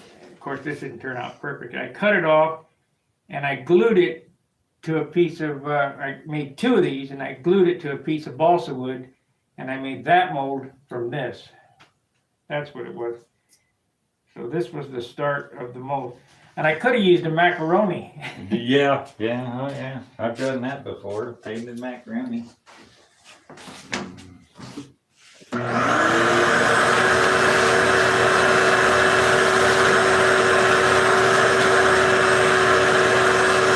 this part is for little history. I'll wait till the vacuum's over.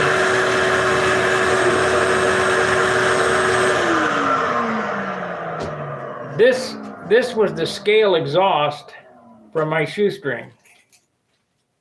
You could put as many pipes on it as you wanted to.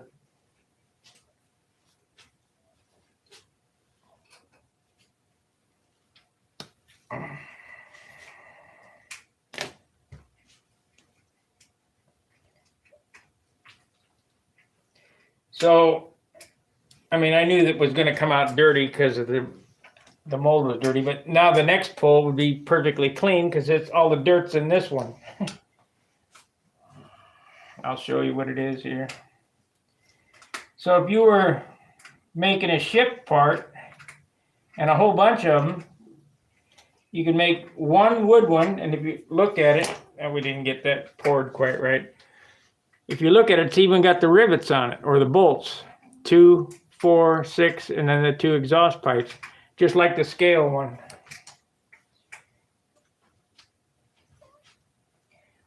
And this would be usable, but I'm not doing scale airplanes anymore. But I thought I'd show that for a little history because he does boats You could even repeat that, make a 12 cylinder or a six cylinder, 12, 24 cylinder, whatever you wanted, or. So how I did that is I carved a balsa exhaust stack and I made the first mold. So if you wanted more pipes on it, you would just, ever how many you want, glue these to a piece of wood, piece of 16th wood it looks like I used. And then I made rivets out of toothpicks and cut them off on the wood mold. Then I molded this piece, and this is what you get. But that shoestring is a 4-cylinder, so it only had 2 pipes. Now the next one, like I say, this is pretty dirty, but it's been sitting 15 years in a box in a shop with balsa dust. But the next one that pulls out of this would be perfect. And those came out real good.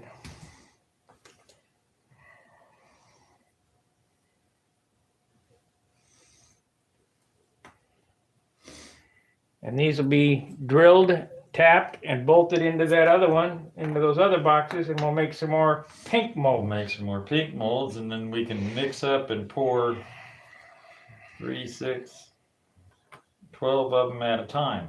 Yeah. I need to figure out a price for these. I mean, well, yeah, you got labor, you got mold making, you got blank making, you got materials, you got. I'll tell you what, there's guys that know how to do that stuff. And there's companies that do just that. They break down the guys' manufacturing into, how you price your parts out. but that will fit right onto that. So what have we got here? We got 6. Got enough. Just want to let these cure overnight before I drill them and tap them.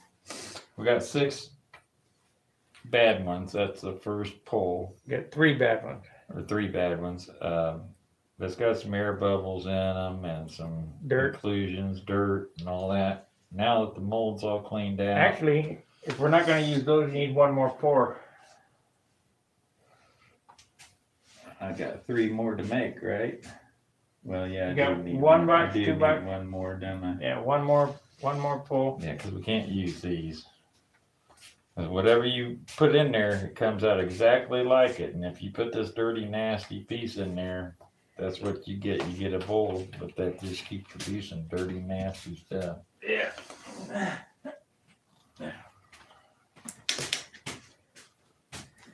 We got 10 and 8.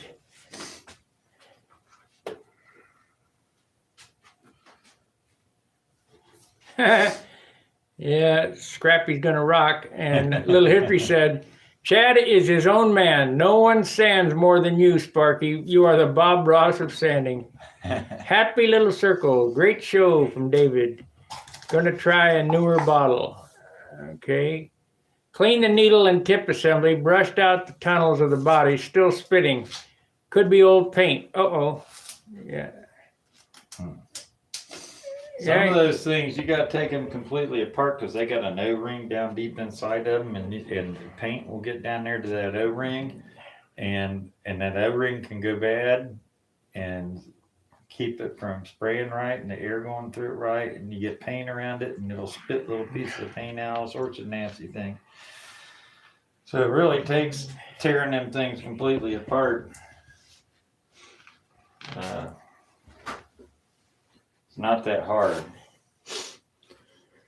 But I watched a YouTube video last night of a guy taking a pocket watch apart. The exact pocket watch that I got broken in my desk drawer from the 1800s.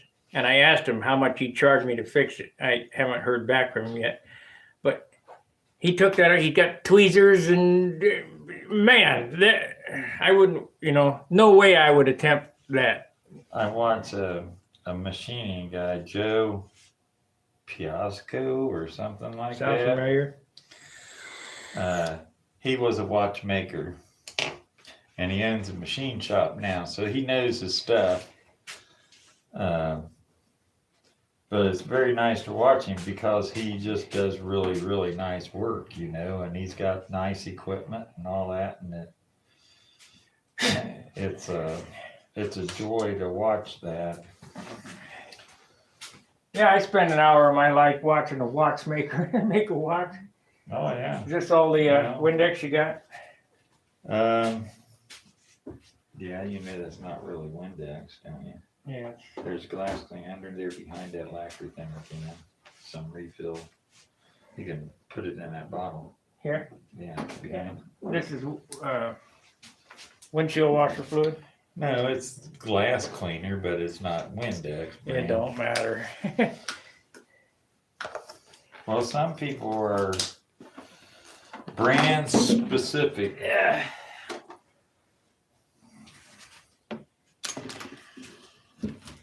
Great value glass cleaner. I bet it's the same shit. Probably goes down the assembly line and gets great value stickers put on. Like Smells the same.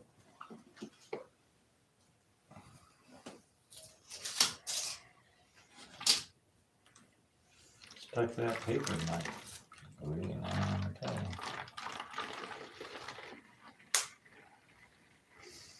I wonder if there's a. I have to call Smooth on or something. And see if there's not a difference in diameter ratings for thickness. You know, like a thinner the part is, the higher the diameter that you need to make it a super stiff part. Like this stuff seemed, I peeled this piece off of here and it broke hard as a rock.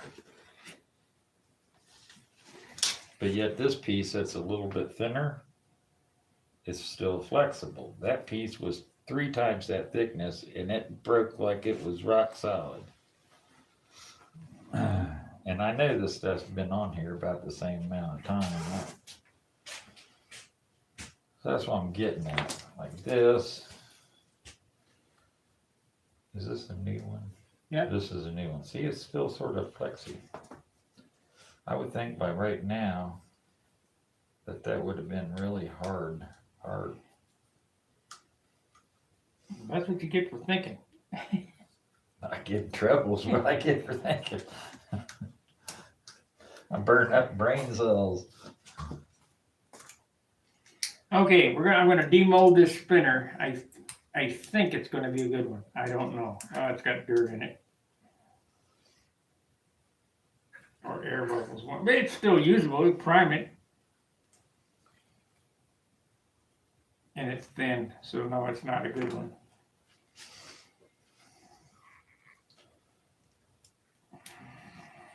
These are hard to do.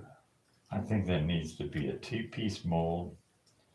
You can figure out how much fluid you got to put in the bottom of it, and then when you put the second half together, it displaces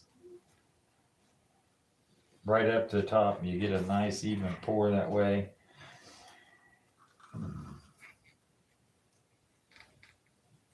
Yeah, I think it's thin right there. Yeah, we don't have to worry about that. I think that would cure all that. Well, those are tough to get out of there, I'm telling you. Well, they're real tough. They come out okay when they're. I tell you, I've wasted more this time than I did the last time. Of course, I was doing it more back then. That's okay. Pull on it.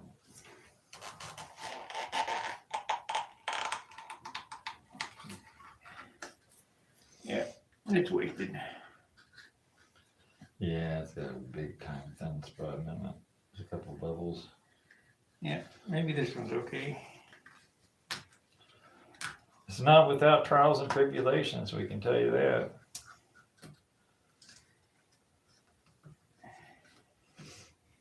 Like pulling a canopy. The first time you go making a canopy molding it, and then you mold your first canopy, you look at it and say, well, I can see every little grain that's in that wood that I made that mold out of. Yeah, I did that. And then you make a better mold and you get it all primered up and you're like, well, shoot, the paint stuck to the canopy.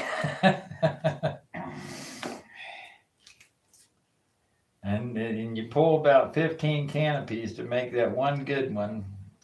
And then you start getting it, and then you don't do it for another year. This is a usable one here, but we're gonna let it dry because it's still. Yeah, let it get hard enough. These aren't critical. That's a critical part. These things can actually even be a little warped for that matter. Yeah, although they're not.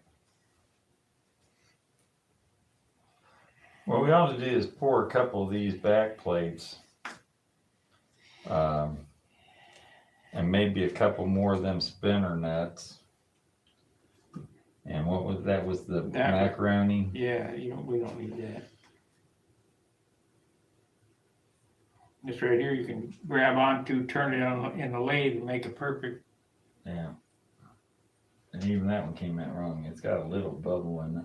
No, here? Right here, right there. Yeah, well, it'll be fine. I might look in there and see if there's a little piece of dirt in there that's causing that, or that's well, an air. That might be an air bubble. It looks like it. That's an air bubble. You see, if you molded about 15 of these things, and made little rubber molds, then you can make like 15 of these things at a time.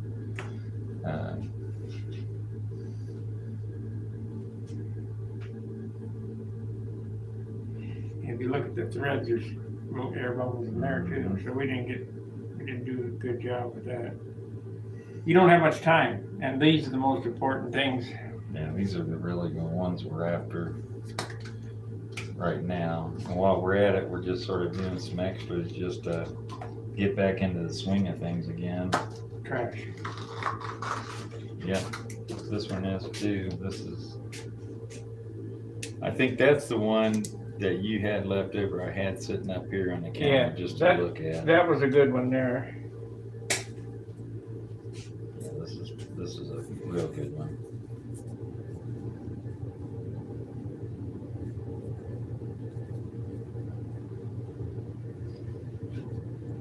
See, I think we could mold that just like that and fill this up.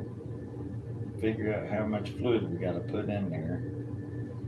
Put that much in there, put this in it, displaces it up the sides of it evenly, and this top piece is keyed to the bottom, just everything centered, and these would be a hard mold rather than a rubber mold. Yeah.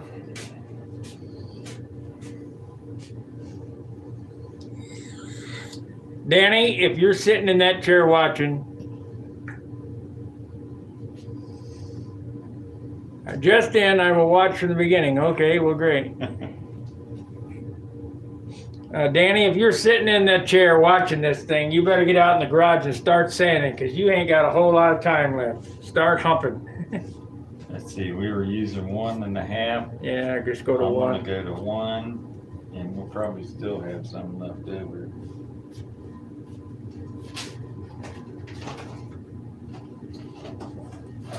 Mix up. Pour the plungers first. You know what? You might as well just make all the plungers. 2 more pulls on that. Yeah, it doesn't really matter, does it? No, because you're gonna sell them. They're exactly the same as what the metal ones are. Yeah. I mean, that's the exact copy of them. What do you think? $7 a piece? I don't know. We'll sit down. We'll discuss it before we go dreaming of bidding prices. You got $60 in material, plus how many hours you got lathing? I got a day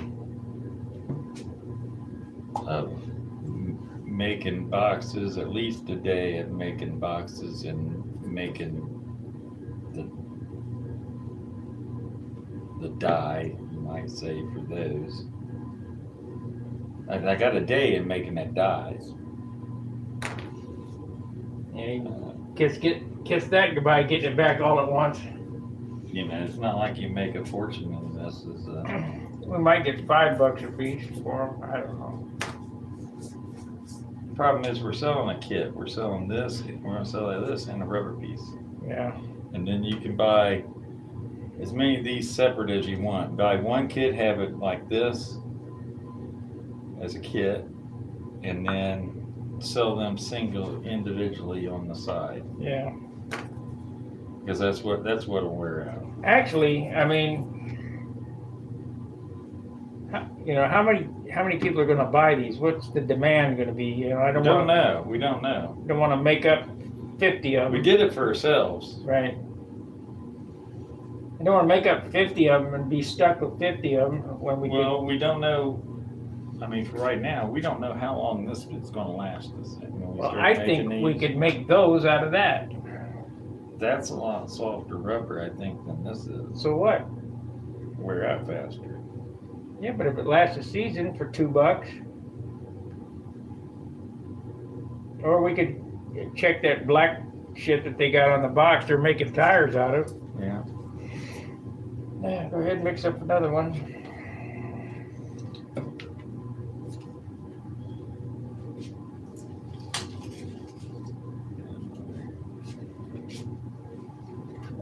Very stick. Do one, you know, one on there and mix these, and if there's any left over, mix that, not any left over. But you got to get the hump on to get. You ain't got a whole lot of I time. ran out of time on that last one that I did.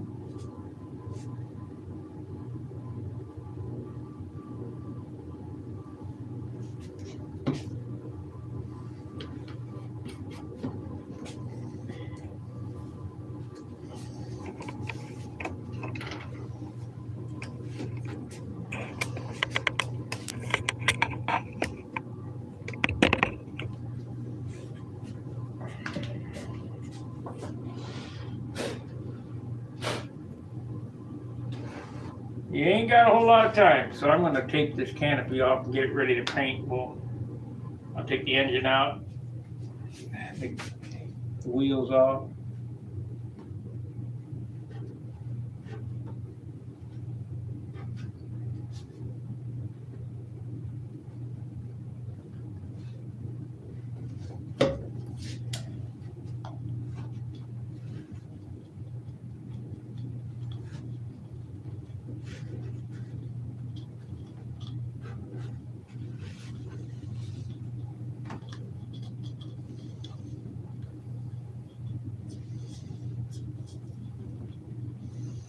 The Bob Ross is saying.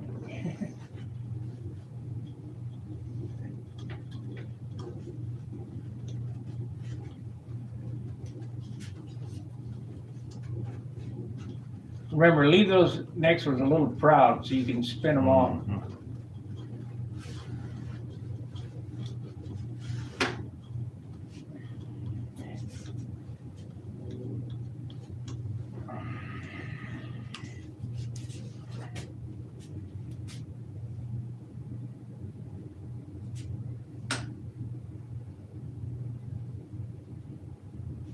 That's good.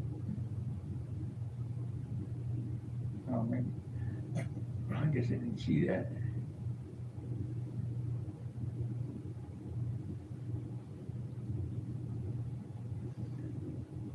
Shit's hard to pour. Yeah. Get right. Do the back plate next.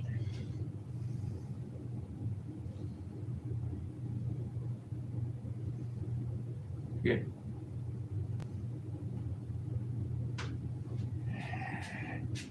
Yeah, you gotta knead that. Get all the air out of it.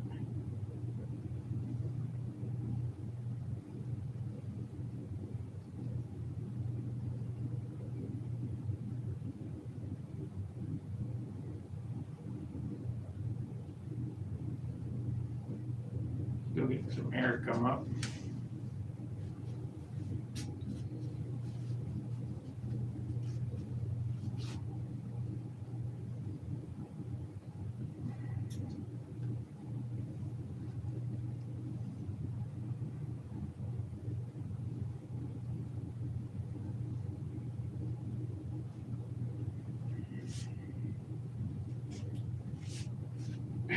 Didn't want to touch them. I just every time I wash my Yeah, I know. It's fast, isn't it?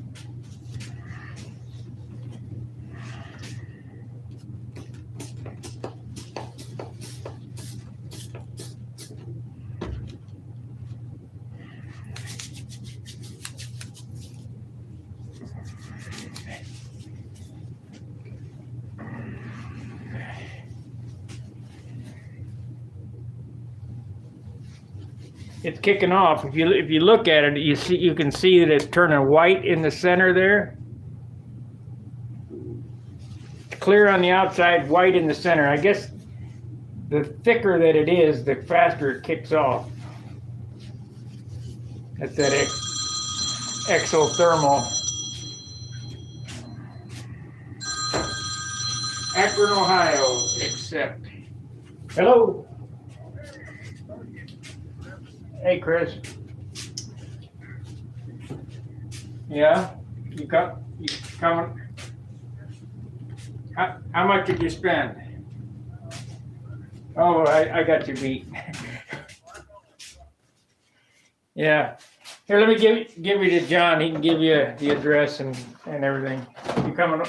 All right. Here's John. Might want to go over there. Hey, what's up? So you're wanting to come down here, eh?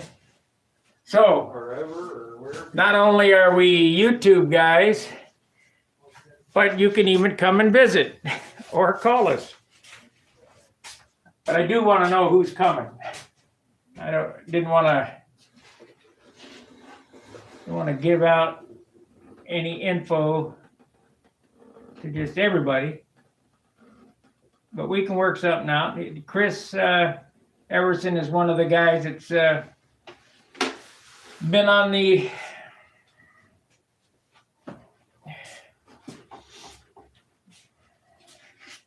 chat. So let me move this over here so you can see what I'm doing.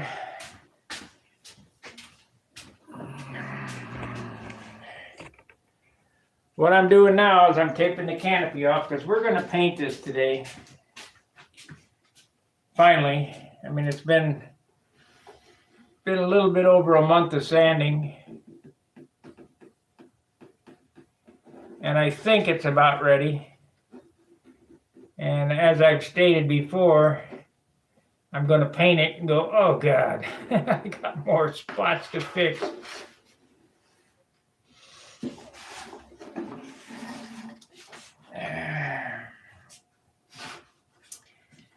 See, with a car, you're standing back 10 foot. When you look at it, with this airplane, you're standing right up on it within 6 inches, and you can see every little snafu, bugaboo, drip, run, air, pockmark, puck, whatever.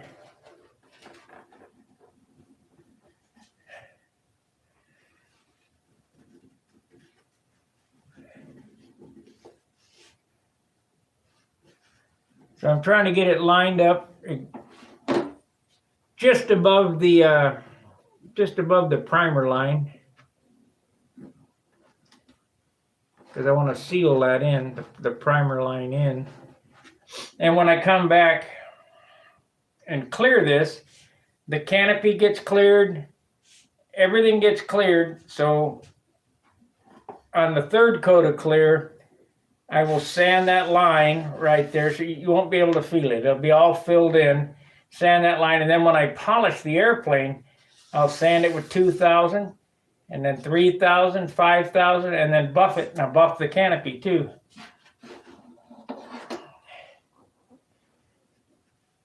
That's why when I had that spot back here, I wasn't worried. I just sanded it because it all gets sanded with 320.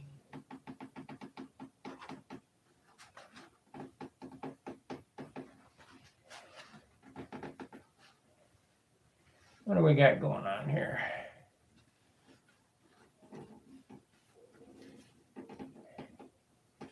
Can't really see what I'm doing. I need them other glasses. I got some glasses that are 300 power. These are 200. Where I can't see shit. I'm working in the dark.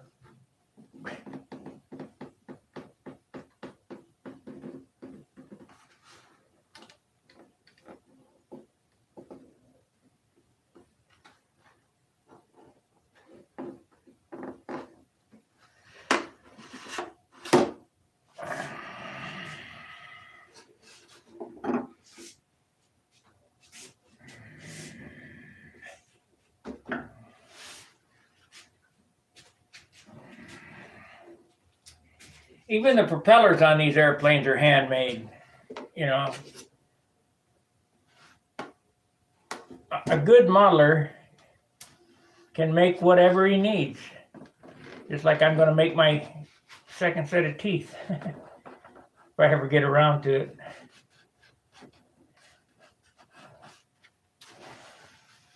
I ain't going to pay nobody $5,000 to make me a set of teeth. I'll make them myself.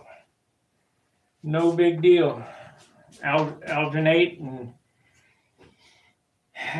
you know the acrylic. It ain't nothing. You know what? I don't like that little bend there. I'm gonna put another piece of tape on that.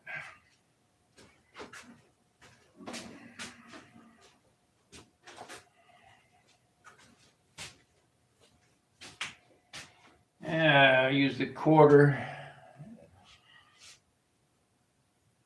A little easier to do the straights with. There we are.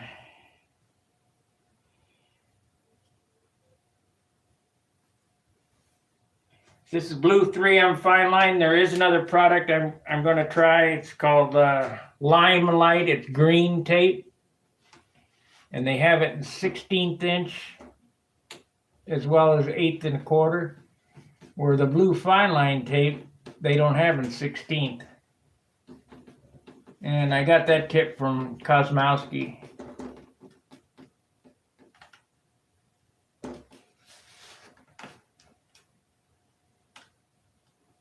House of Color.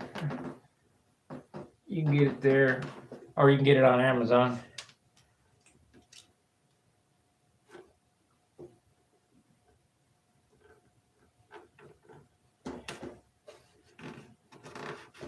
And I ordered the quick set sizing for the gold leaf, so I can do the engine turn instead of like the Monado where I didn't engine turn it because I used dope for sizing, and dope is too brittle; it would have broke the leaf. Basically, what sizing is a white glue.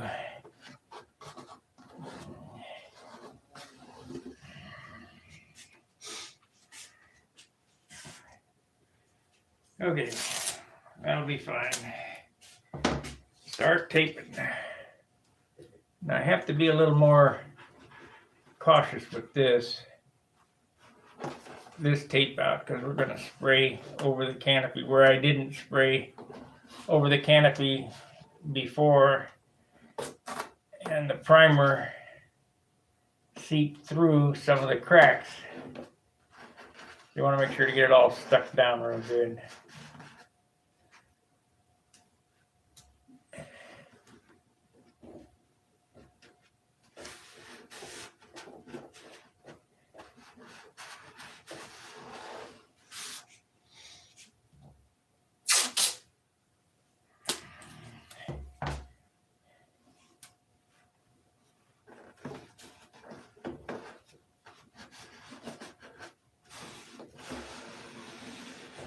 Oh no, Mr. Bill, I can't see where I'm flying.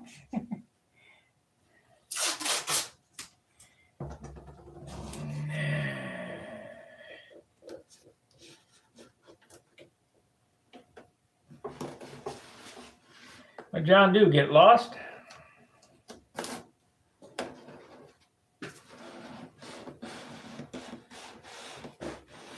Stole my phone and took off. Hope he ain't emptying my bank account. I trust him, kinda. If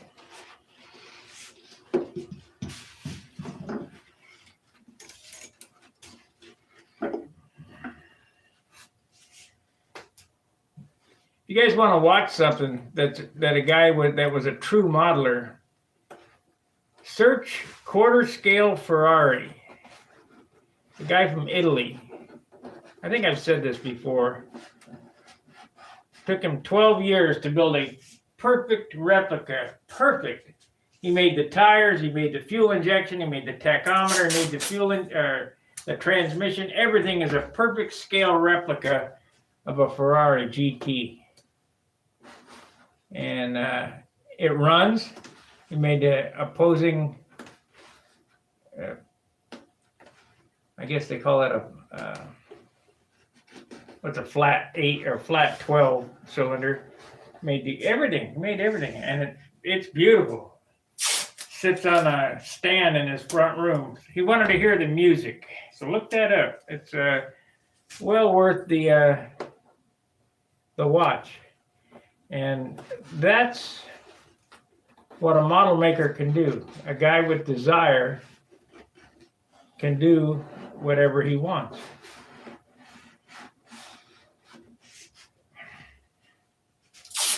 That's the same with these airplanes. Actually, it's the same with what Chad does. He built a Bugatti out of junk, and I think they're like $30 or $40 million for that car, and he couldn't afford one, so he made one. Not finished, but it's a nice job so far. It looks like what it's supposed to look like. I think it's got a Jaguar engine in it, but who cares?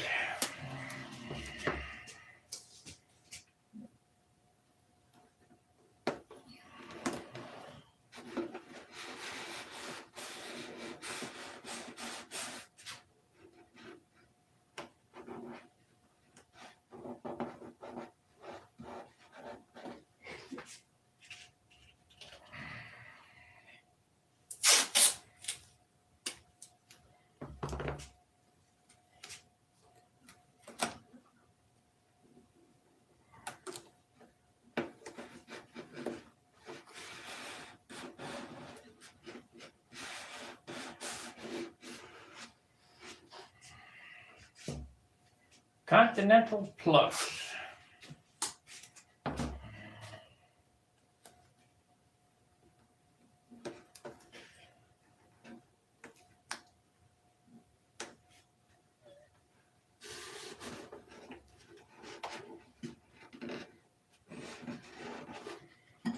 I got a little tiny hole right there.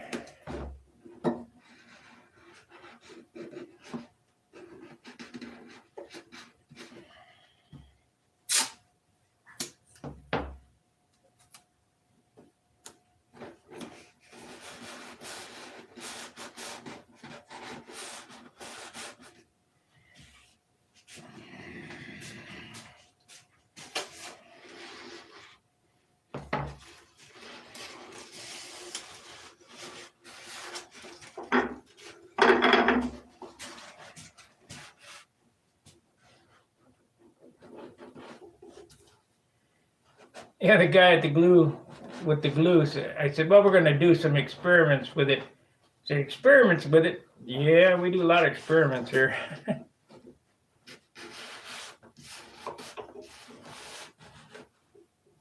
Okay. That's good. Let's take the shit out of it. What did I do with that? There it is.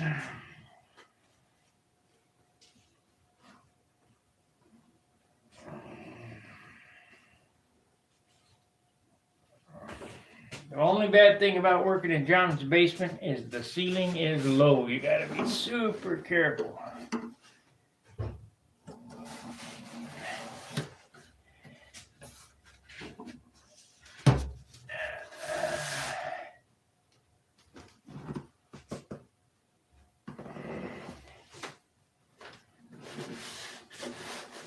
Is he on his way? Sort of.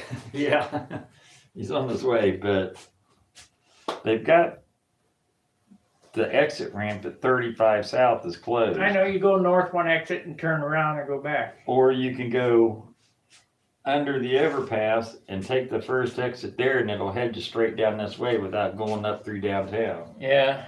So I took him that way. We'll see. It's a 15-minute drive. So then they have GPS? And he drew a map to boot. So I asked him about GPS, and he's, well, Plug in the address and it should take you right here, but it'll take you 75. so what? It's just one exit. I mean, it's a 30-second detour. I mean, I know the other ways, and I cut off about a half mile out of your way. See, those are getting pretty hard already. He said, I spent $200. That ain't nothing. I spent way more than that yesterday. I'm looking in my rearview mirror. My wife's gonna kill me. They bought him a couple kits, and those are a twister and a banshee or something like that. He got them for a reasonable price, a good price. Did you get them from the club? From the guys in the club? I don't know. I didn't ask him that, so. I was seriously considering buying that airplane from Ed. What was that one? That airplane that's the racer, you know, that Buster. Oh, the Buster? Yeah. With a Fox 35. I've never flown an airplane with a Fox 35. Really? Never. I'll let you take one of mine. No, that's all right. I got a race plane right up there with a Fox 30. It's a Fox Racer. Yeah. Racer. It's Mongoose. Fox 35 takes too much time to grind up to make tip weight. Listen, they were the staple item of everything for a long time. Yeah, except now for everybody talks trash about them. And listen, for a cheap motor, I'll tell you what, I flew a lot of Fox 35s. My first big airplane was Fox 35. My first big airplane was a Midwest P-51 Mustang, 48-inch wingspan. I know the airplane. With a Fox 35. My dad helped me paint it, and we painted it all white and just a piece of decals. That's all the paint I had on. He was a stickler for no paint, just like you. And it was brushed finish. And it was probably 80% thinner and 20% paint. And you could see through the paint. That's how little paint we put on it. And tissue covered. I think it lasted about 5 flights before I crashed it real good. I'll show you guys the inside of the engine compartment before I put the cowl on. I don't know if you've seen inside or not. Remember, airplanes need to be sanded inside and out the same way. So there's the inside of the engine compartment. I'll put the cowl back on it. We're gonna have to take it off. You got the parts down here? Yeah, it should still be down here.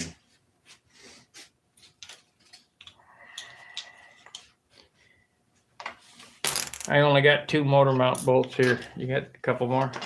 Man, you're demanding old cuss this morning, aren't you? Yeah. So the thin side goes to the front.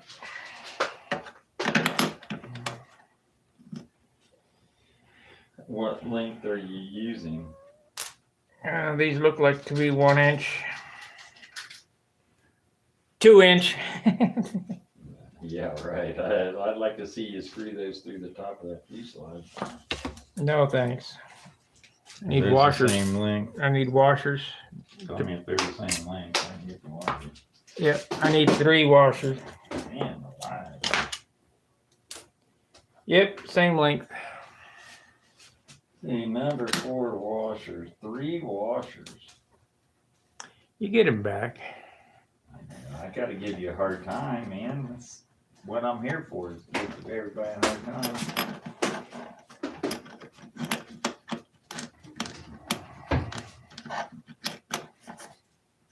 That's the fun of all of it, isn't it? Yeah, I guess.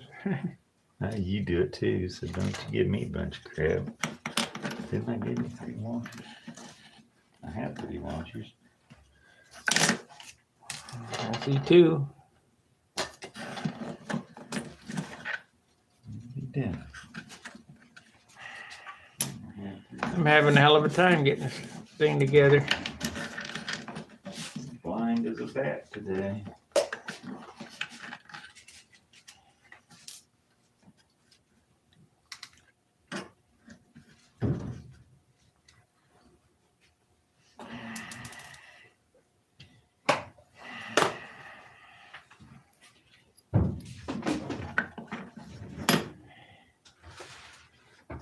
Okay, now get in there. Thank you.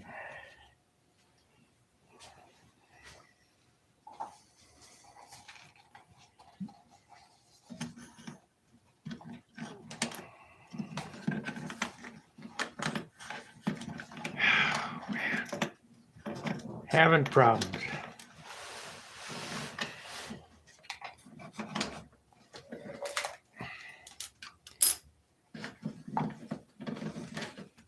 And now see, that mix even did real well too, Sparky. That's no residue in the bottom of the cup, Yeah.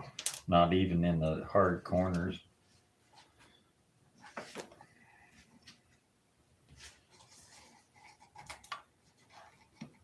That's a good thing. We're getting used to this stuff.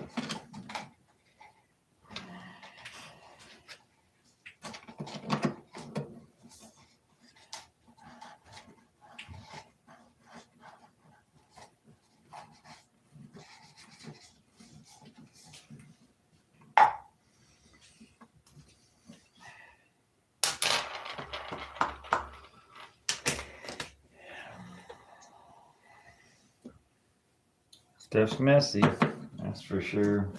Yeah, oh yeah. You're doing this stuff, but whatever you do, make sure you put some paper and stuff down. It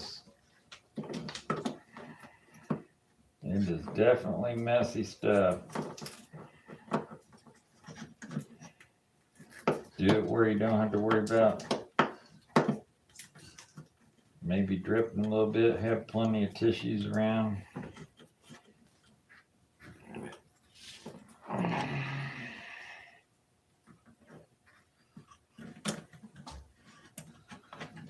These washers just ain't quite big enough to go, you know, they kept cocking over into the slot. Well, you want a number 5 washer? Yeah, it'd probably be better, something bigger. The slots are, I guess you made them universal. Yeah, it fits a couple different motor sizes. So I need 4 of those, the bigger washers. They're not that much bigger. Hmm?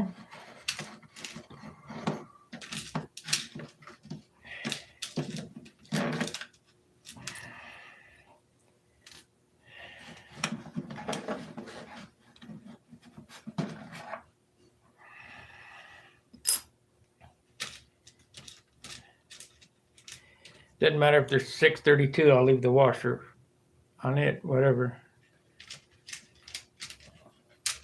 I think the head, there's some 6s, but I think the head of that screw might go through there. Yeah, except for when you got another washer on it. So give me 1 more of those. Perfect. Perfect. And these grooves are quite large.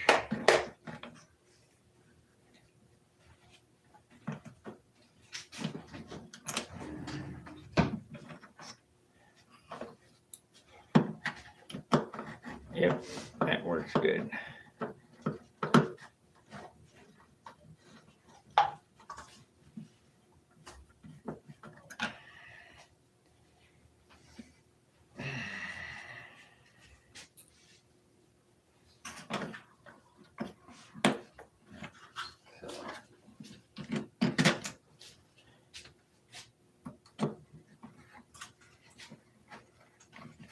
Who's he with? Do you know?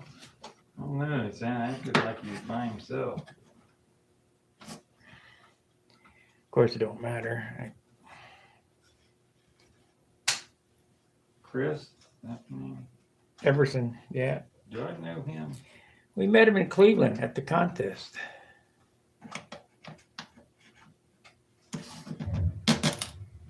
For some reason it's not. We'll have to wait till we see him because Ringing the bell. I can't place him, but he said he met me, and he mentioned what airplanes I had there, so he had to be there. Yeah. If he's part of Heinzman's group and all that, Is that what he said? he should be. If he's from Cleveland, that's Dave Heinzman and all those guys. That's that club up there. Of course, I don't know all the club numbers and stuff, so I can honestly sit there and tell you.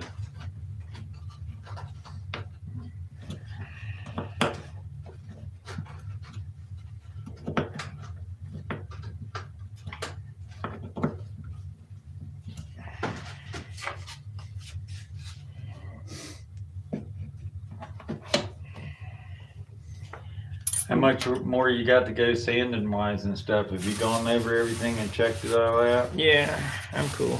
I'm ready to paint. I'm gonna need a spacer washer for this. Cause this was for the prop extension. That's a 3/8 hole. And I need to drop it down to 5/16. I mean, unless one of them plastic things will fit. Let's try one of them plastic things. Yeah, they might work. Find a tree with all of them on it. All my plastic thingies are in St. Louis. Well, when next time we're over at Radical RC, pick up a handful of them.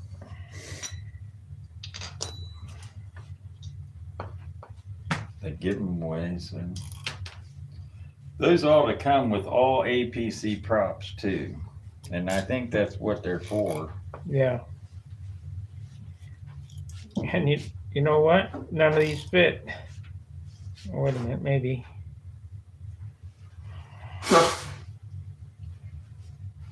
Yep, there we go.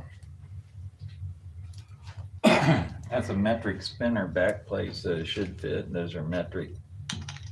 But you drilled this for 3/8. This is not even 3/8. It's John whole side. Oh yeah, that's a oddball.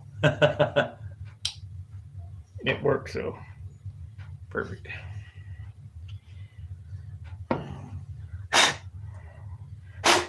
I have to clean that up before I put it See, together. on some of them, I drilled them and then I Bored drilled them. them undersized and then I took a boring bar and bored them, so they're not necessarily a drill bit size or anything. Right. Yeah, that's for the prop extension. You made me the prop extension and the nut, so that's John's standard. Yeah. They're definitely custom to each individual one. I see you did your wheel wire covers. Yeah, I did them last night. I was only on there for a second and I got right back off of it. And I These- was tired. These are the CA. Oh, the CA method? From that guy. Okay, so that's how you experimented with the CA. Yeah, that's how I knew it was. And when I spread it, I knew right away, yeah, this would be all right. Did it smoke? No.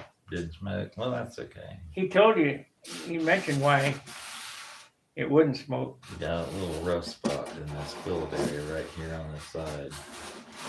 Yeah. Right from about right there to about right there. You might want to just touch it. We'll spray it all off with air hose when we get out there. I'm gonna go upstairs and I'm gonna open the garage door and sort I'll of take the camera with you, watch for him.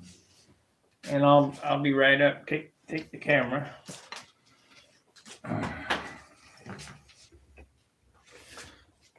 Vomit cam. Yeah, vomit cam.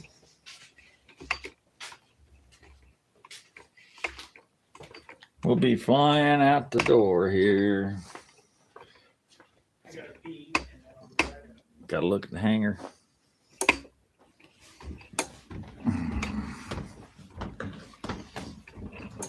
Climb the mountain.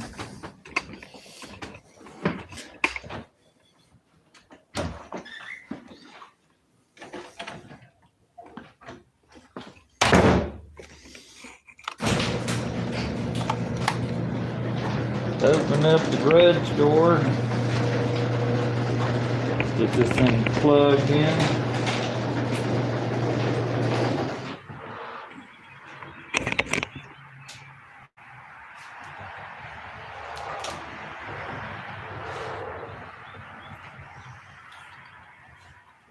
Chris from Cleveland ought to be here pretty soon.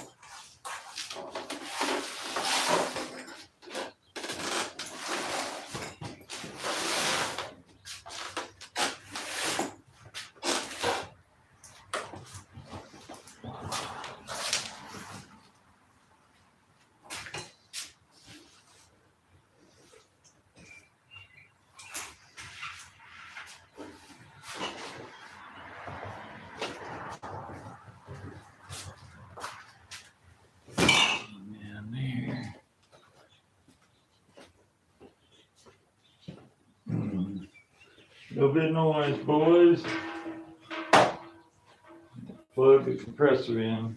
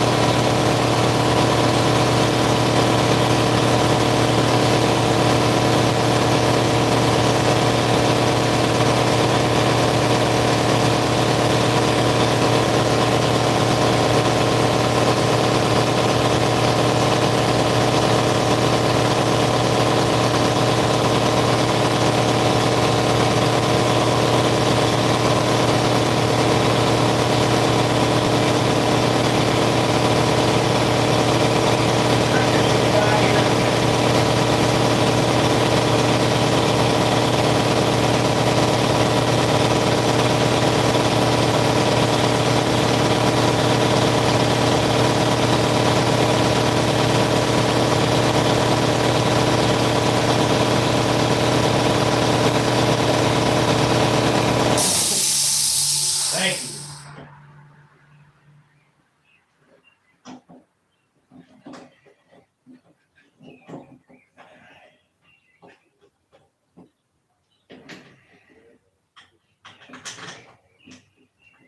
You're gonna have to warm up the shop here. That's some more noise.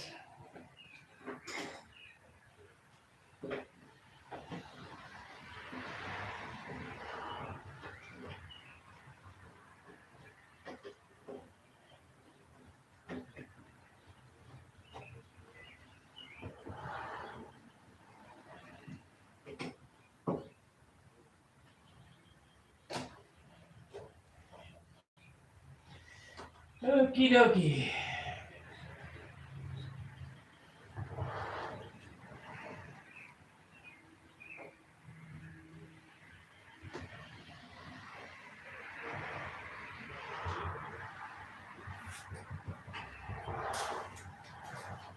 Come on, boys, it's cold.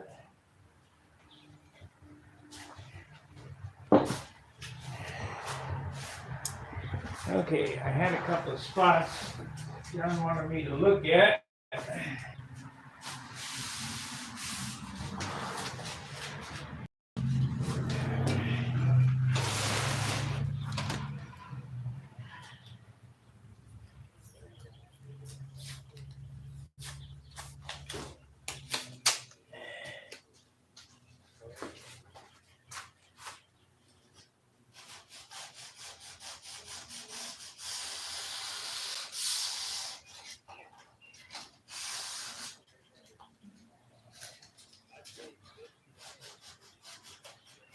Yep, we're standing all the way up to shooting paint.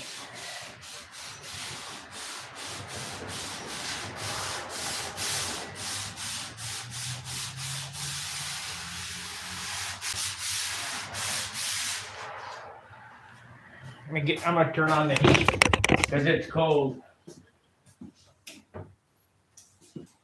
Sorry about all the noise, guys, but nothing I can do. We're in Ohio.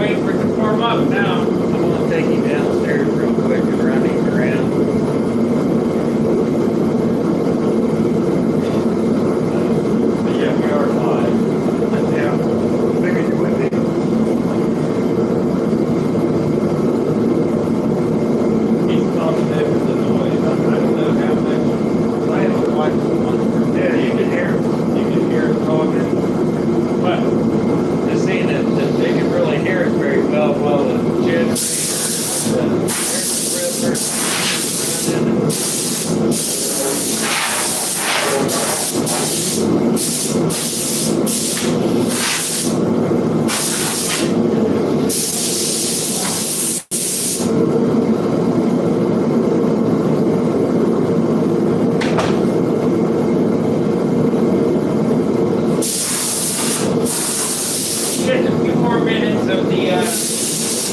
heater running. It's pretty cold here. And the retarder.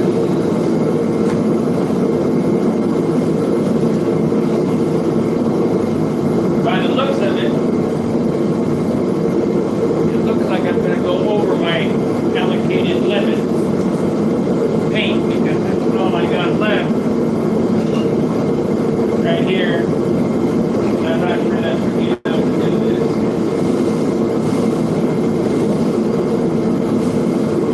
I'd have to make half again as much.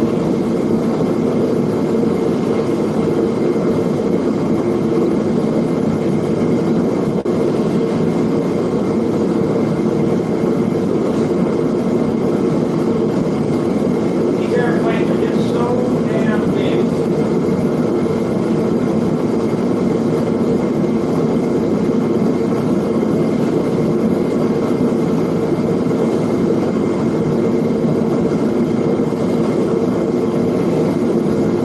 Trying to get it with this thing. I know.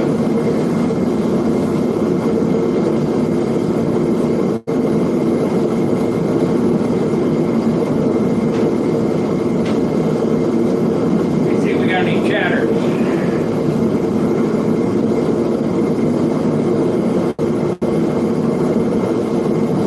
We do. Yeah, Dan.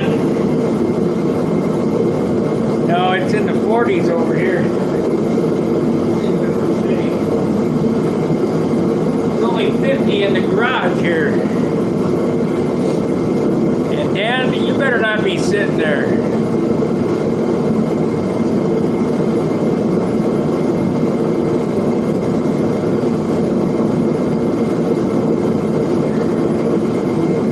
Dan's sitting back in his easy chair when he knows he should be out there in the garage sanding and painting.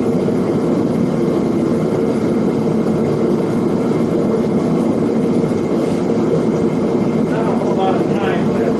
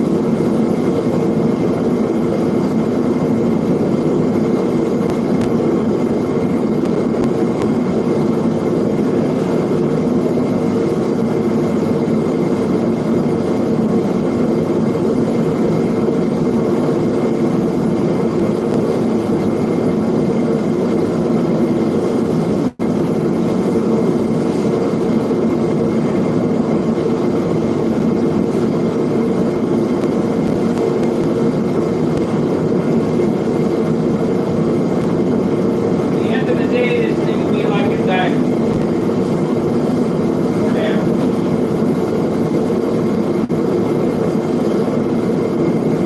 About getting it warming up in here. It looks like it's up to about 60.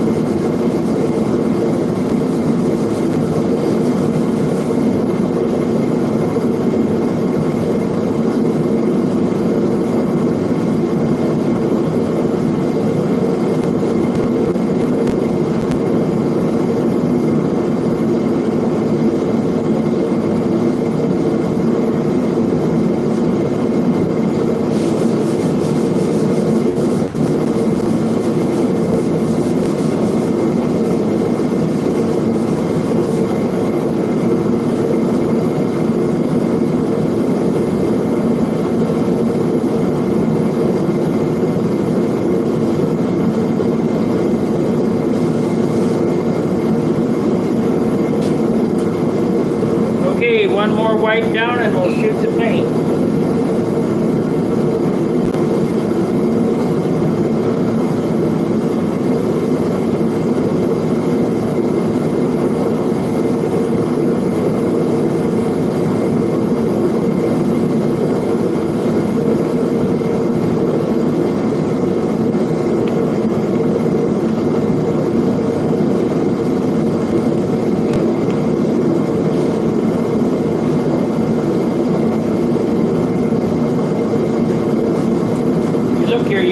Kind of got gray on it. You gotta get all that up before you can paint it.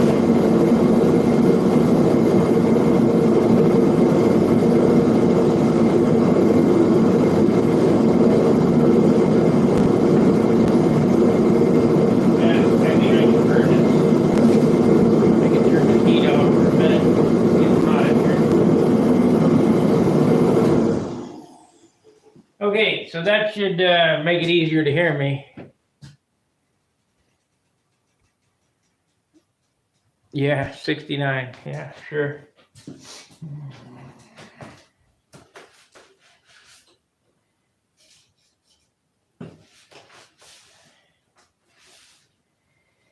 Like I say, the problem is I went through all this rigmarole and business, and I know damn well when I get this painted, I'll go, there's more shit to do.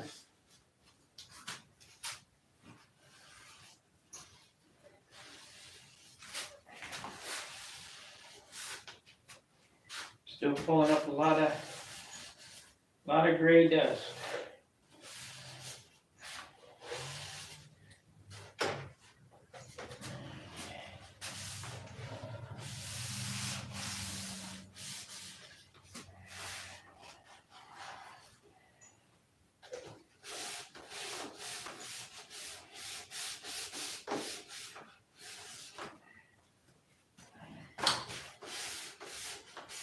Okay, so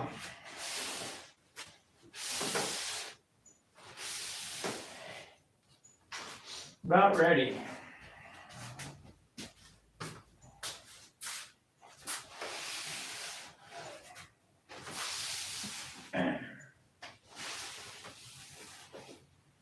Airplane started out 54 ounces today, so whatever I put on today is going to be pretty close to the finished weight. So if we can stay around 56 ounces, I can add no more than 2 ounces of paint today, which is a lot. We should be under 60. Very hard to do with a big block motor. Most of those airplanes you're looking at the gnats are 80 ounces. I got a spot here I don't like. 70 and up.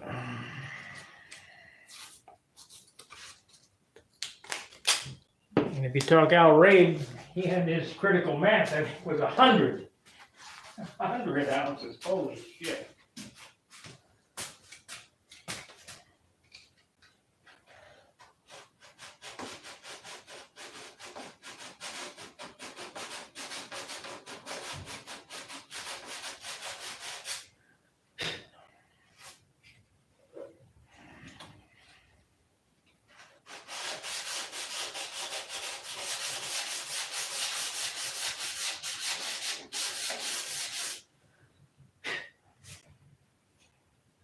I might as well get them now, so I don't have to fix them on the second time around.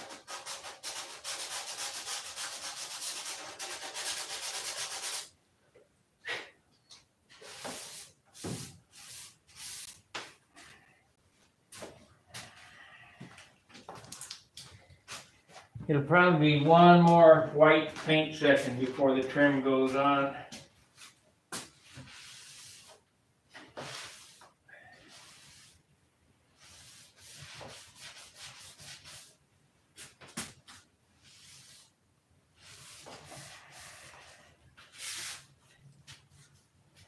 Let's see, what happened to that box? Oh, it's right there. Yeah.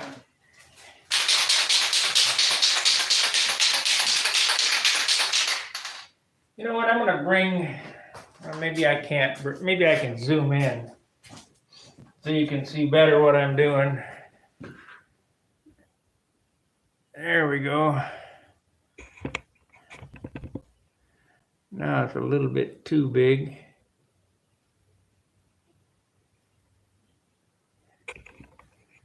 Okay, I'm going to spot a couple spots here because I really don't want to have to, I don't want to have to paint it white, come back and fix the thing and then paint it white again. And there's a couple of spots that really stand out here. I normally don't use primer, but I wanted this, that's nice. I wanted this airplane special in memory of Tom. There's a spot there. Shit. I could spot this thing to death.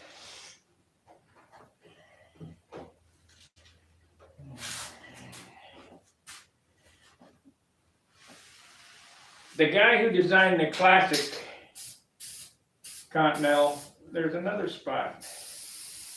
Was such a good finisher that if I don't do a decent finish on this, it would be an injustice to him. Oh man, there's another spot there.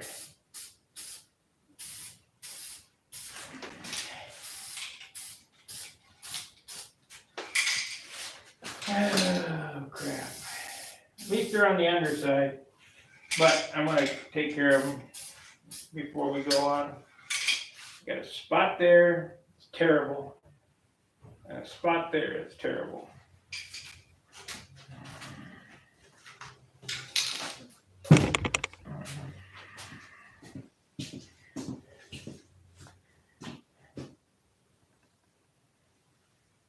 22 and 12. We got a big crowd today.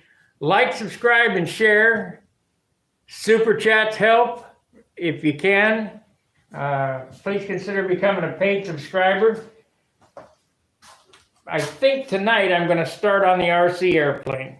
I think we'll build something on the RC airplane. I spend an hour on it.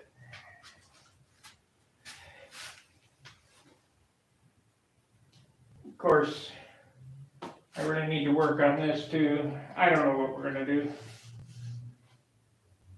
And this does not look good back here. I'm gonna have to work on this before I paint it because this is terrible. I mean, it's like third grader did that. What the hell am I thinking? I need something to spin down in there. But I gotta wait for the primer to dry on that now.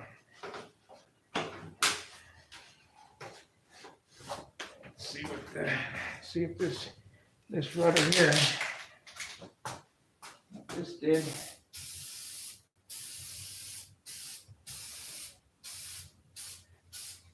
That looked nice there. So that.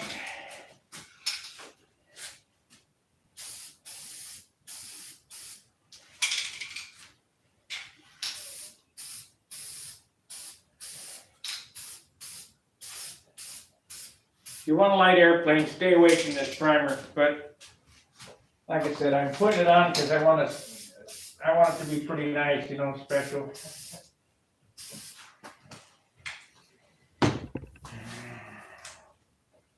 We shall see. Oh, you got like what? Yeah, that's my big one. You about ready to spray? No, I gotta sand a little bit. I found some more spots. Always sanding. The Bob Ross is sanding. That's the nature of all of it. Over here is Chris Everson. He came in from Akron. He's one of the chatters on the YouTube channel. Yep. Have you been around Heinzman any? Because of COVID, we haven't had any meetings, so I haven't seen him in a while. Well, I want some pop to put in your refrigerator, please. I'm sorry.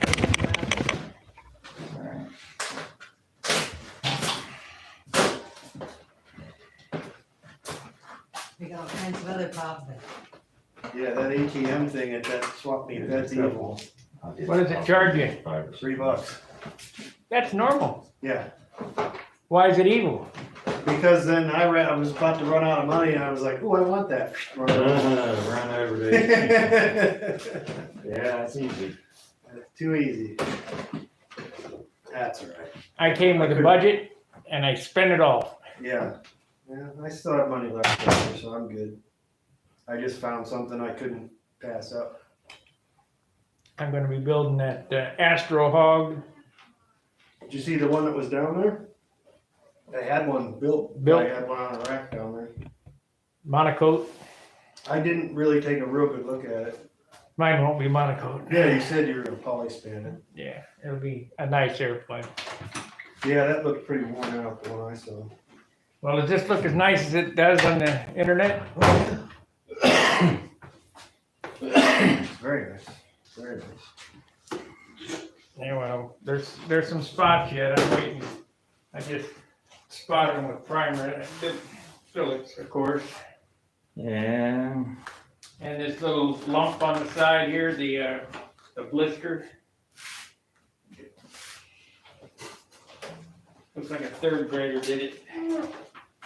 Yeah, you want somebody who looks like a third grader, I'll do it.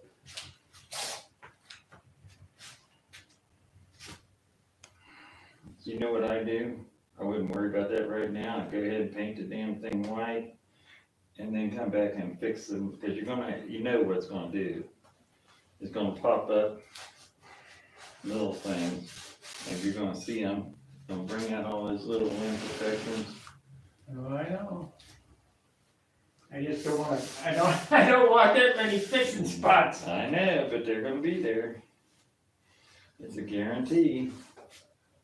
What do you think? Decent craftsman? Yeah.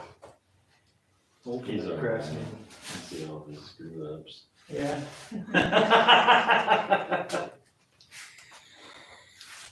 I never get to see one of That's like mine, because me. he'd be like, what the hell? Here's what we do, and this helps tremendously on your building, is he'll do something on his airplane and he comes over here with it. He says, look at this and show me all my screw ups. Because you'll get blind in your own eye, Oh, I know. Yeah. and you'll do a, well, that's okay type thing. That's good enough. Well, it's not really good enough. You could do better, and it only takes a couple more swipes of a piece of sandpaper. And so he'll come over here and he'll do the same thing while he's over here. Look at my airplane. And we'll take little pieces of tape and put it all over the airplane. What are you pointing at? Little dot. Little bump in the.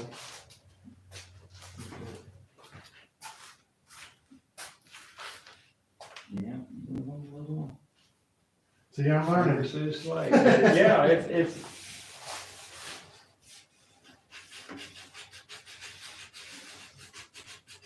He's got so much sand in that thing right now. It's time to put paint on it and then go through it and fix all the little. Way it is now, I'd paint it and fly it.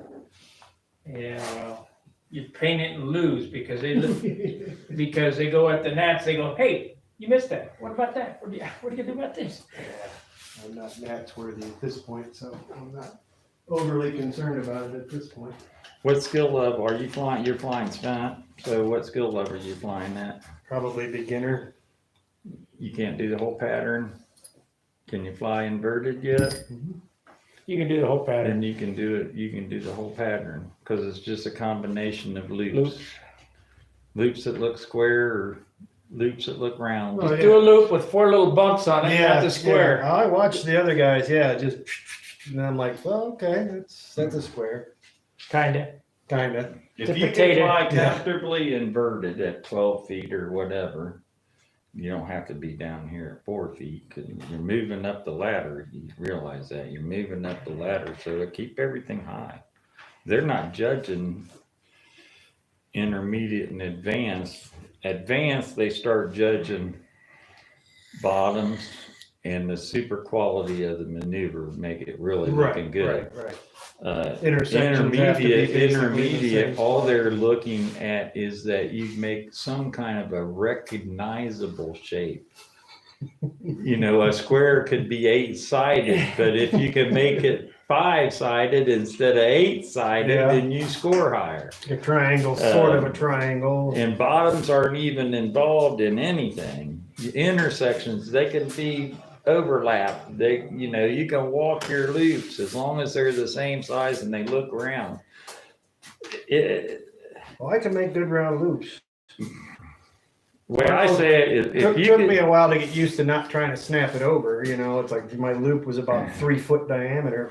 oh yeah, you gotta fly them. You gotta fly the airplane I had to and not learn hang it on the wire. Learn to just kind of ease the loop in. Don't Exactly. just Well, you fly it the whole time. You're constantly making little teeny control movements, little teeny ones. Yeah, for me, it's like, it's like, no. Dave Heinzman, let I know he's it go, he's a pretty good flyer. Yeah, I've He's flown with him a couple of times now. Bob McDonald, I mean, if you can get with Bob McDonald, it'll take you a long ways if you can hook up with him. He's sort of hard to hook up with though, because he's He's in Detroit, which is Yeah. really, yeah. I can't remember the name of the place now. I know it. Is that where Parrish and all those guys fly? He's in Lavanya, Michigan, Okay. which is a suburb of Detroit. Because I know Steve, I can't think of his last name now, and his daughter. Hines, Is it Steve Hines with his daughter, Yeah, with Yeah. Samantha. Samantha? Yeah. I first met them, she was only like 13. She's a good flyer. Yeah, she was a good flyer then. That's young and having good reflexes. Yeah. Yeah. You were talking about when you were in Cleveland, when you pancaked your plane. I did the same thing. I doing my wing over and I turn, I look right in the sun, I completely lost the airplane. It's like, oh. Oh, that place, I've had Straight a in. hell of a time up there every year that we go up there with the sun. And those guys must be used to the wind up there because it's a different kind of wind than we have down here. And it's, It blows around so bad, that's the problem. Yeah, it's It'll say kinda- south. The good thing is you look at the hospital has the helicopter pad, they have a windsock. So you kind of pay attention to that more than anything. don't pay attention to that big windmill out No, there. in the no, parking no, lot. no. That doesn't tell you much of anything. They Yeah. could quit running. Yeah, yeah. How close are you to Medina? 15 minutes maybe. Get a hold of Billy Bill Warwick's one of the best flyers in the world. in the world. He lives in Medina? Yeah. I thought he lived up there in Berea, up near where we fly in Cleveland. Oh, maybe it is. Oh, yeah, it is Berea, isn't it? Yeah. Yeah, Yeah, How it close is you Berea. get to that? Yeah. half an hour. Go See, over to his house. Yeah, I never thought of that. That's how long it takes us. We got a flying field here. We've got two fully paved circles and one grass circle with a concrete pad in the center. And it's about, from my house, it's about, I can make it on a good day if I hit all the lights green in about 17 minutes. Yeah, it takes me about half an hour. Hit all the lights, it's a half an hour, and 35 minutes. Because for me, there's no direct way to go. I have to actually get on the turnpike and go up that way. Because if I were to get to 71 where I live, it takes me half hour completely a different direction. So yeah, I end up spending $3, $6 a trip. Oh, yeah, the turnpike's a deal. But it takes me literally 71. I'm on 71 for a minute, Bagley Road, and I'm there. Right.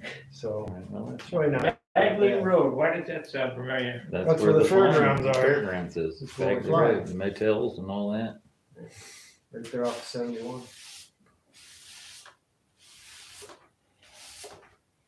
One more split the primer on that and we'll paint it. Yeah. I know there's gonna be 1,000 spots to fix. But when I joined, COVID was still, well, it still is, Oh, it's nonsense. but they closed the library where we had our meetings. Where's your mask? It's in my car. Oh, You want me to get it? I'll go gladly put it on. I've been vaccinated anyway, so why would you wear a mask? just because it's not 100%. Oh, yeah. Then why get Then why'd you get it? vaccinated? Yeah. Yeah, I don't know. That's my Didn't cost me thing anything. right there. Is you've been fed, so everybody's been fed so many different stories. You cannot make a well-educated decision on how to react. Now, I'm not an anti-vaxxer by all means. I was in the military. I got vaccinated. You got vaccinated for everything. They wanted me to go around the world, so they hit Me me, too. up with both Yep, arms. yeah, They you do. too, yeah. So I'm not an anti-vaxxer at all, but what I am is I'm not for being an experiment either. Right. It's an experimental drug and they can't force you to take it. Oh, I took it voluntarily. I didn't. It's got some stuff in it that I don't agree with. It reacts to the body in a certain way that I don't necessarily agree with. Now, you don't have to agree with me on any Oh, of no, this stuff. no. That's my personal opinion. But, it starts getting political if we go dig in any deeper. They'll cut my video off. Yeah. I'm probably the most politically ignorant person you'll ever meet. Incorrect? You? Or politically, both. Yes, both. I'm politically incorrect. Yeah. I don't. Yeah, you might say My that. wife has to tell me what's going on because I do not Well, pay how old attention. are you? 55. You're 55. So you're right about the time that people start watching the news finally. Give me some more hose. I don't even do that. My page on my computer goes right to Google. There's nothing on it. It goes to the communist Google, huh? Yeah, I guess. Shouldn't be, I should be enough for I guess, okay. But drag it over there to the My paint wife stand. If comes it'll down- reach over there, that's plenty. My wife comes down and starts telling me stuff and I go, nope, I don't wanna know. Yeah. Okay, we're gonna have to drop the, why don't you fire up the heater and we'll warm it up before we drop this. Hey, your sheet of 64th is sitting over here too, by the way. What I owe you? Nothing. You give one to John? Yeah, there's two there. I bought the last three he had. Cool. Thank you very much. I hope we can help you any way we can here, because that's what we're really trying to do. That's what we're trying to do, is pass on any kind of information that you can steal from us. And I call it steal, because I'll tell everybody in the world that I'm the biggest thief that Oh, there is yeah, out trust there. me. I'm gonna steal the bum out of your body here. Okay, I'm gonna bring you in while I shoot this time. Last time, you were outside. I'll put you right here on the paint mixing bench.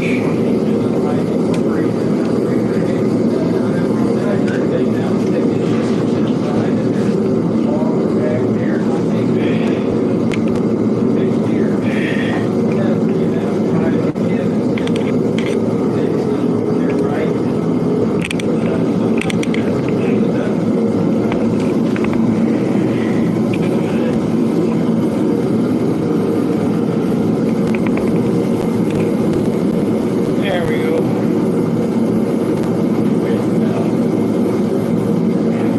Yeah, no, it's funny. A while back, I don't know who asked me. They asked me what was harder to do, build control miners or RC miners. I said control miners. Because RC miners are built in separate parts, and left in separate parts, and then put together with the block. Where this is basically all put together and it stays together.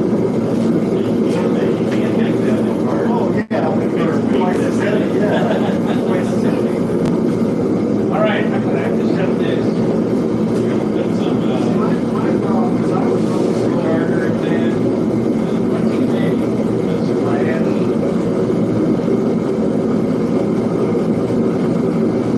Yeah, it's probably not too high, 40, about 37. Probably had made a paint, it was 60 something.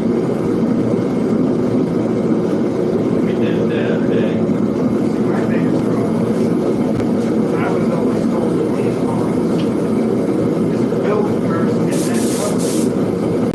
And that's something I've had a hard time doing. See, I know the thing is, See, I was told never to do that. that way your picture is all the way straight up and the straight to the paint. And if it's a bit, you can like take that down, it'll make it better to do. Makes it less paint resistant, or heat resistant, all that stuff. Never to do what? You were told never to do what? Cover the model before you put it together. Shit. Wrong. Yeah, I found that out. I've been finding that out. That's the problem. I've got two models that are built and I'm hell trying to get the wings covered and the fuselage covered. Going in or going on? I'll stay out here.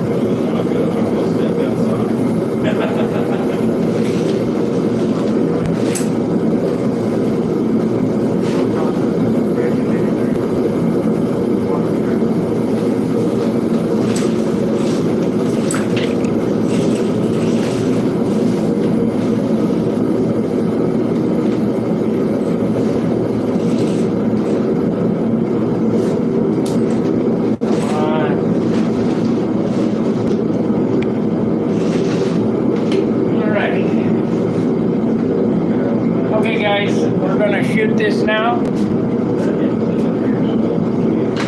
See what it's gonna do.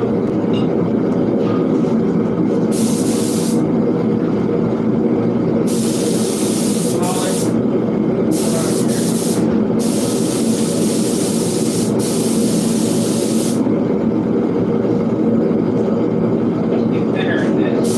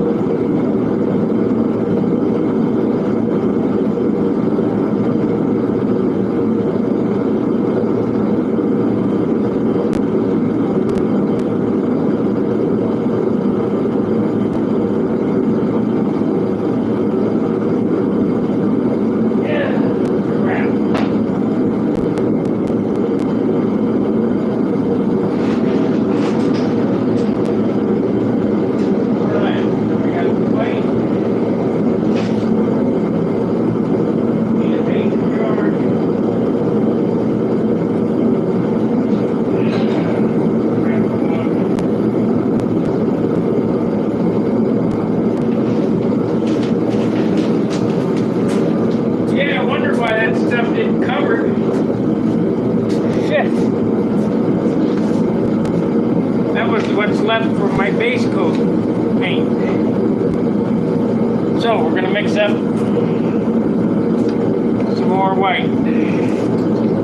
It is raining out, so I'm gonna use retarder. No matter what the humidity thing says, it ain't right.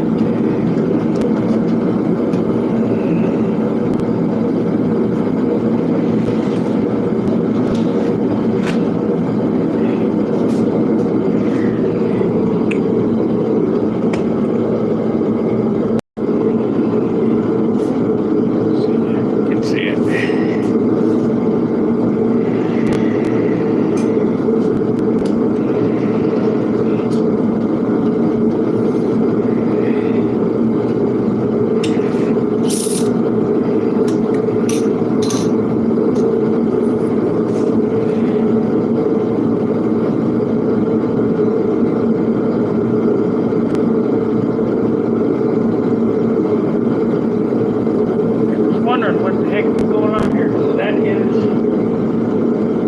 400. A little bit more.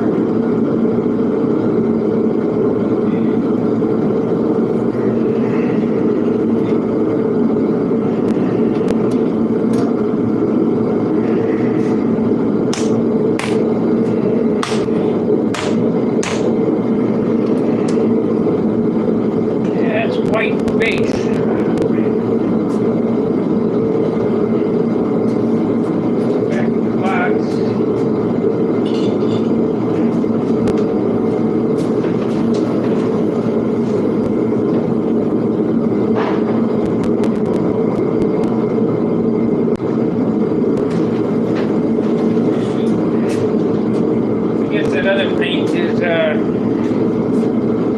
Underneath my workbench at my apartment.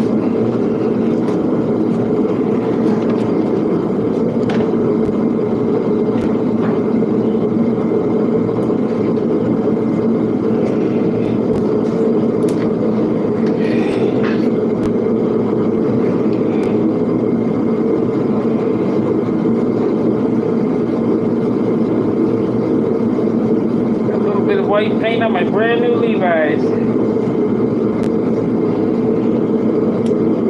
Can't take me anywhere.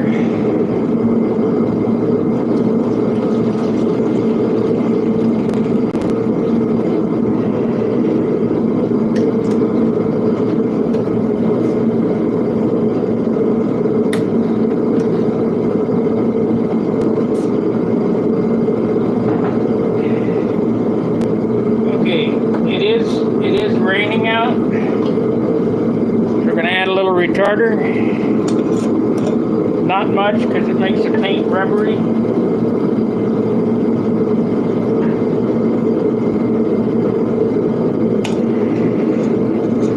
But I really don't want it to blush.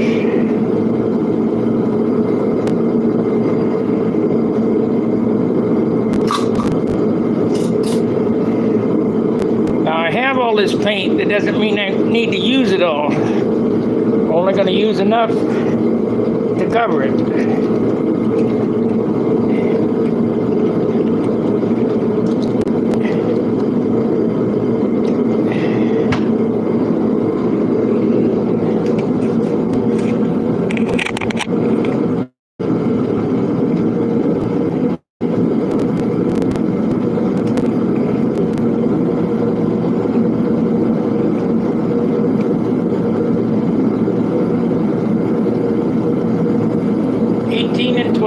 Hit that like button, hit the super chat button, hit some kind of button, do something.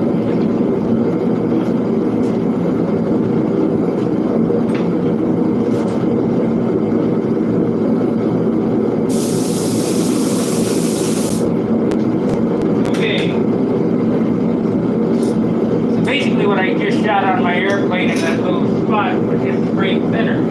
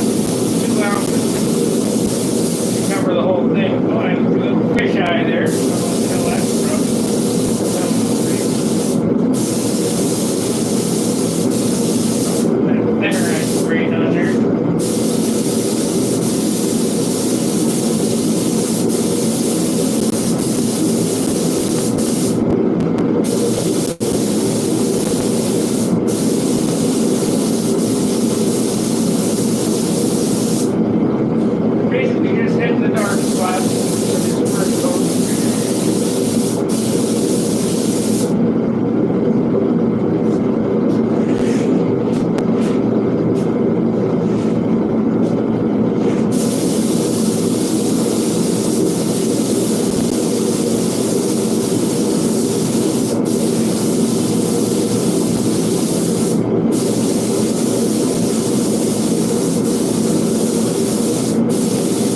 Yeah, this spot, I need to work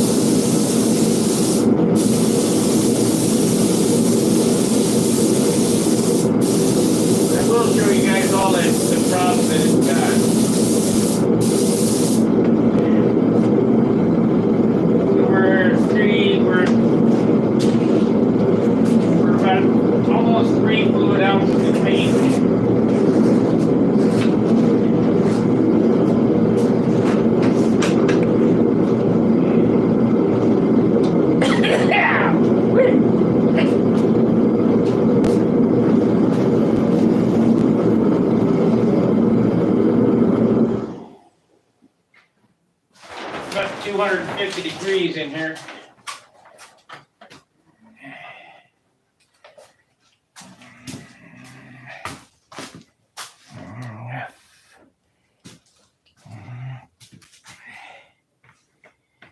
So we'll do the bottom, and then I'm gonna let it sit for half an hour and then do another coat after lunch. And then that'll be it until I get it on all the spots fixed.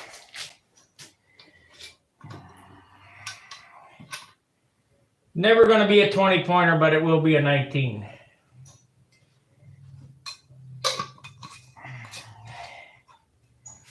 I don't worry about making them 20 pointers because it's just too damn hard. Ooh, man, the heat. I have to open up the door so I can breathe.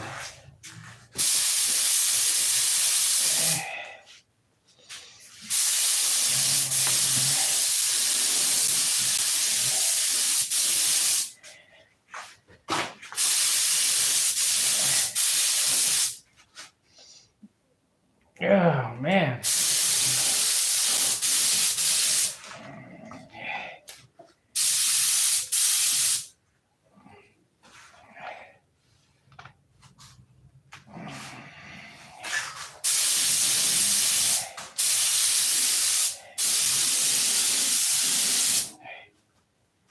There's a spot. We don't need it. Get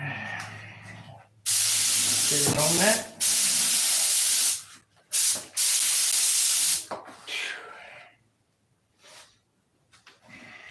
The fog is so thick in here. My eyes are burning.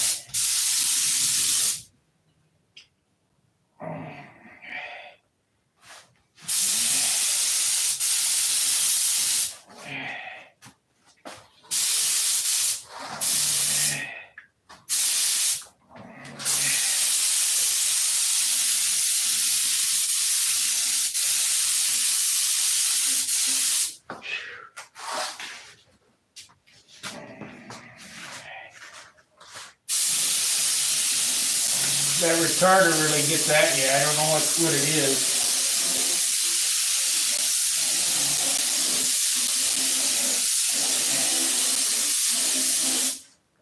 Oh, man.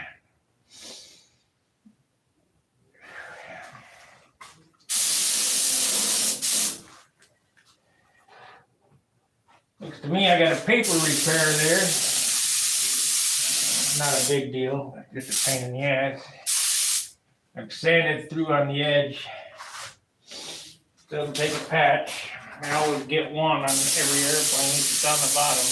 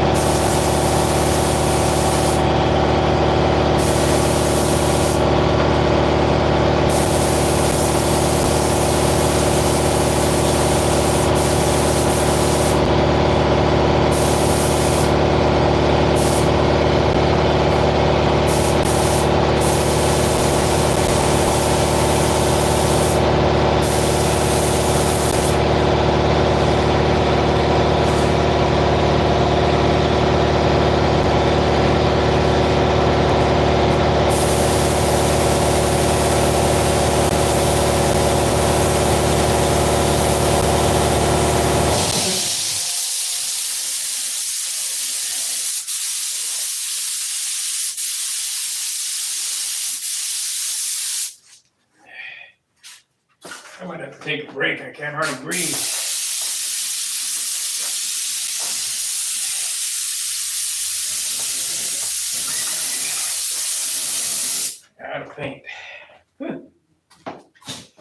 All right, guys.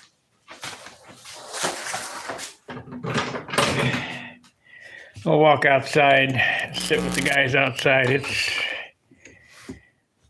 Trust me, it's tough.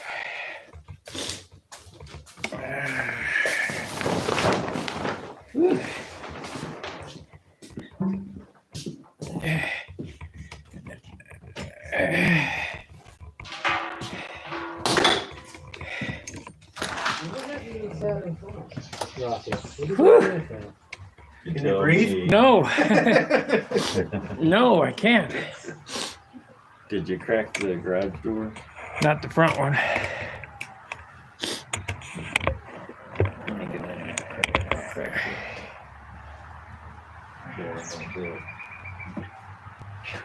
Nice, Sparky. Hey, I'm high. Yeah, I bet. Yeah, I paint a garage that's half that size, so yeah, I know. And no windows. It's that was a killer. No doubt. How much you use every bit of it, I'm sure. Ooh, I No. can smell it out here now. No, what happened was that paint that I had, that was my base coat. I started thinking, well, there's no paint coming out. Oh shit, that's the base. So I just mixed up some more white. Alright. And you still, yeah, what you got on there is all your tinted clear, basically. Yeah. Well, that was the tinted clear that was left in that jar because that I keep adding thinner to. So I Right. start spraying. Well, there's nothing coming out of here. Oh shit! Thinner. I gotta go down and take a leak. I find my smoker. There's the smoker. Yeah, I still have fish a lot. Yeah, you're up there where you can catch that stuff. Yep. We don't have shit down here. It's so overfished down here anymore that That's one big thing. I got a lot of big reservoirs around. it's ridiculous. I mean, everybody and their brother was fishing there for years, and then they had a bunch of big pollution scares and shit where they polluted the rivers, and you couldn't eat anything even if you could catch it unless you went pond fishing. And you know what you're getting in pond, you're getting bluegill and you're getting bass, and most people don't eat bass anymore. I used to years ago. I don't think I've ever eaten. Lots of bluegills and I'll crap. tell you what, it's good. Sure good. So I've heard people tell me that, but there's like when you fillet it, there's like a line that you have to. I don't ever take that line. It's not like a carp where you got a mud vein down the side of it. It's just a little bit of darker colored meat. You know, it puts a line in it. We do that with walleyes. You Doesn't taste anything. ever heard of they call it a zipper? Yeah. Where you cut the V and it just comes Yeah. apart, take Yeah. that brown piece out. We do that all the time. I don't remember ever doing that. Yeah. I just flay them up. But typically when I flay a fish, I cut it right down the center to the spine and straight out the back, both sides, flip the fillet over and put the meat side up. Take the ribs out like that with the skin, That's all I do. and you're done. I use Now, electric my fillet knife. bluegills years ago, I used to actually scale. I know a lot of guys do that. Bluegill and crappie because that skin tastes Yeah. better. Like skin on a chicken Yeah. tastes better than a boneless skin on chicken. I have breast. a lot of guys that do that. They just cut the head off, they scale it, throw it right in the fryer. Yeah, get it, throw it in the fryer, and Yeah. you pick the bones out as you're He eating said it just you falls know. right apart. Oh yeah. What are you talking about? Catfish? Fishing in general. Oh, Yeah. waste of time. It's not One of my- airplanes. One of my other passions. Waste of time. Should be sanded. Yeah. What'd it go on like? I didn't look peek in there. It's all right. There's a whole bunch of spots to fix. Yeah. Well, you knew that was gonna be there. So I think what I did not paint the flaps of the elevators yet, or the cowl. So I think I'm gonna go when I go back in there. I'll paint the cowl, the flaps, and the elevators, and leave it at that. I'll fix the spots, and then paint it again. So that means another week. Just more to watch. More sandy. Hey, you ain't the guy doing the work, That's true. because when the camera's not on, I'm You're sanding. I know, The you said that. problem with what we're doing here is we're painting without using paint and without Oh, I know, using yeah. primer. No Yeah. primer. I got a little on He's that got one. a little bit on Yeah, that well, one. I was quite surprised how much you actually had on it. But we got airplanes that have absolutely none of them on there, but it takes that sanding to do that, and you won't get a nice finish without that. There's no primer on my Tucker, No. but I'm trying, you know, Wasn't there, didn't you paint the front top side of that of the cowl? The front nose was primered, wasn't yeah, it? because it's fiberglass. Yeah. Yeah, you got to have something to fill that weave in, because you won't do that with just dough. So you got to get the weave filled. And certain little areas where you got a real bad spot, you can fill them touch with primer. We really don't want to use it because it changes the base color. And the point of we're starting out this new system that we got going out where we start out with tinted clear.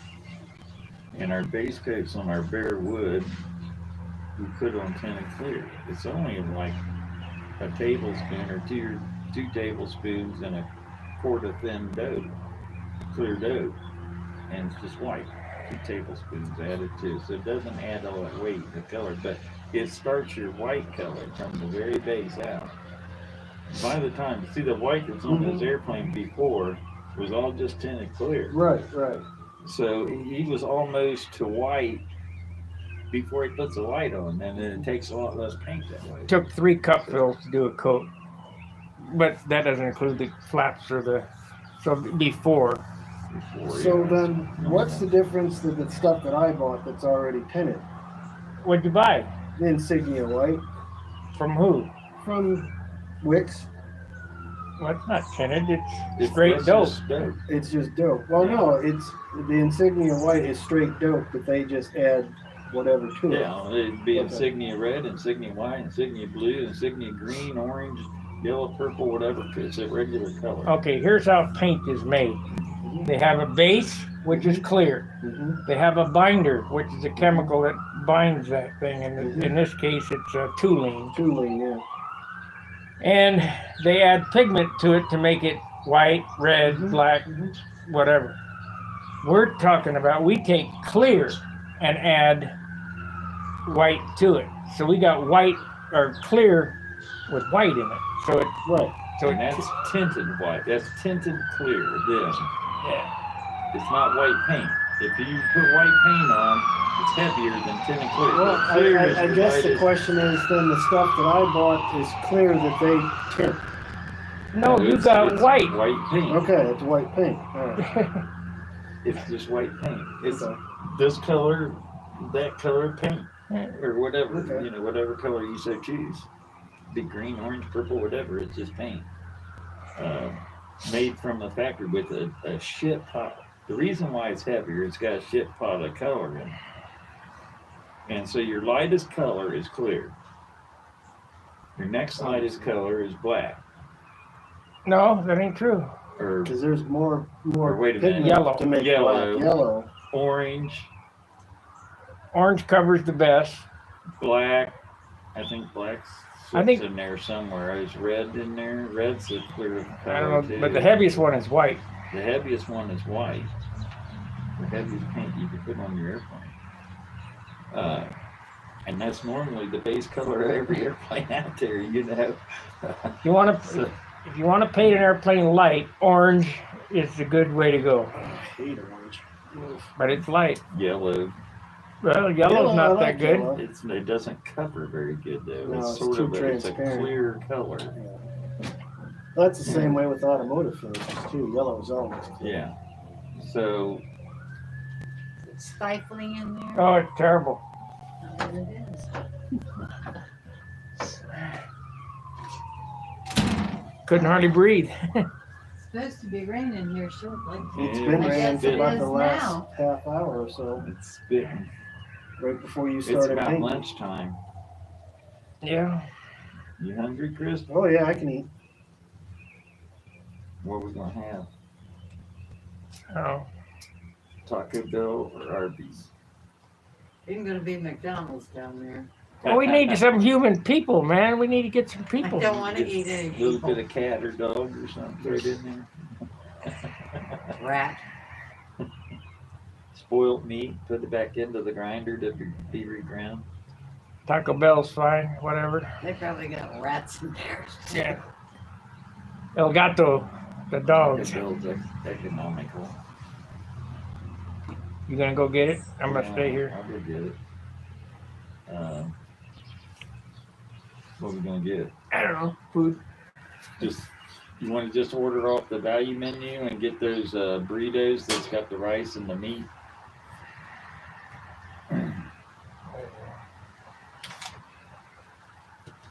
You could get one of those boxes of tacos. Yeah, I can do that. And they've got like 12 hard or soft tacos in the box or whatever they are. Is that what they got? Get a few beans or whatever.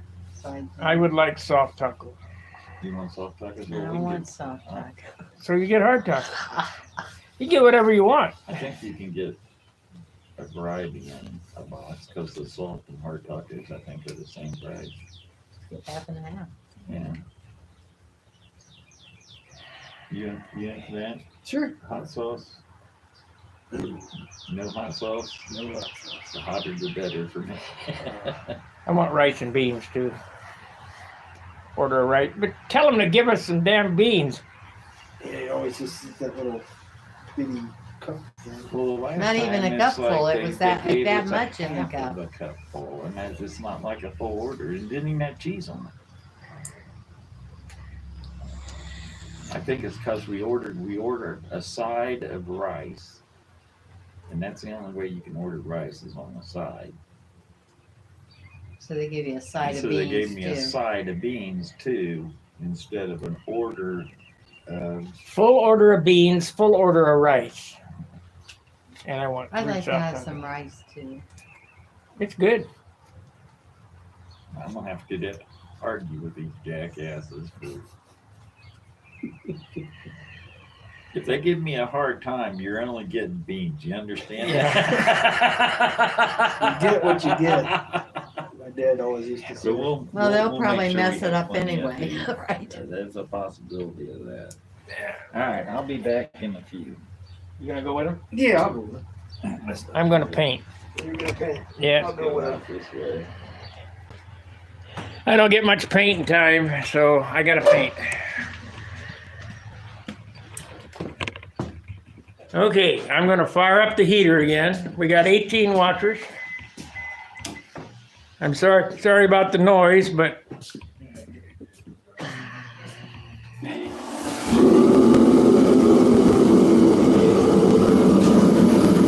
shut this door.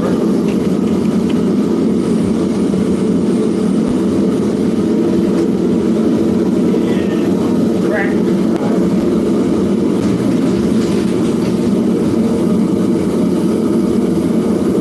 Yeah, that didn't work. Oh well.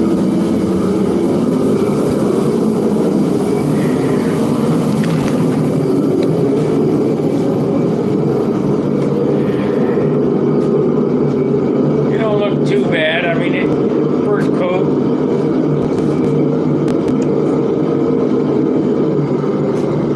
It's got some spots that need fixed, but we'll get them fixed, and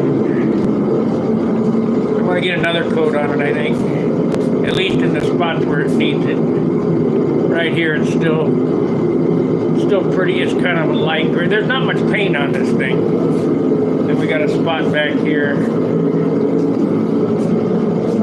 I need to paint the cowl and the flaps and the elevators. So out of our allotted material, we've used that much. And just because you have that much doesn't mean you have to use that much. You just need to get it covered.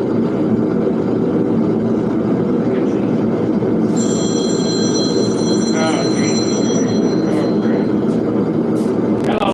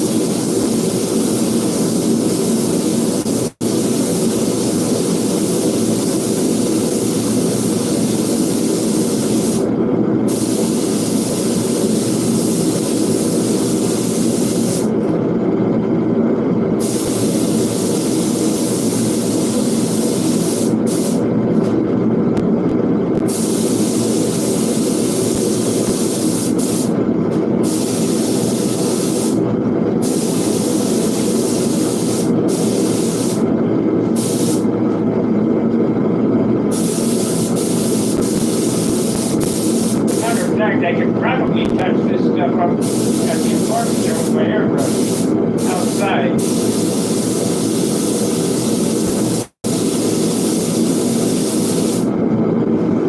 So I get the most on it, you know. Because it's gonna get checkerboards and trim color and everything on it. You'll hide whatever things there might be in it.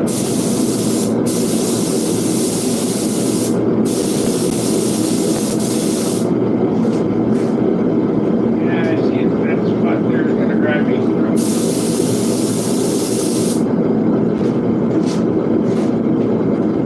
The nice thing about getting dome underneath is it gets hard. The other stuff is very soft.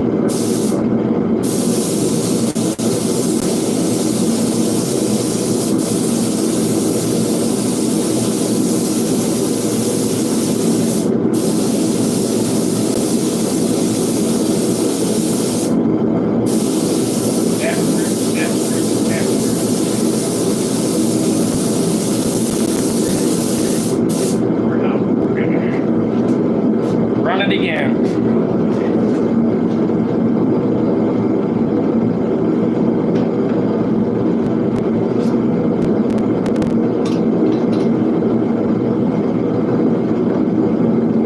It's amazing to see how much weight I picked up.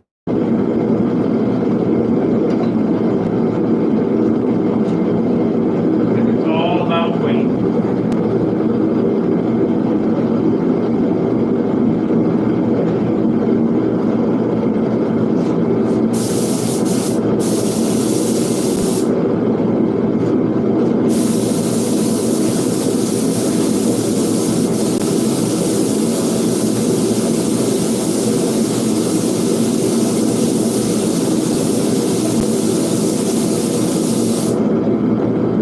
Okay, well, that's good enough for this. I think for the first coat, we'll fix all the spots, get it at the apartment. If you were here, you can see right through this way still. That's how light the paint is on it.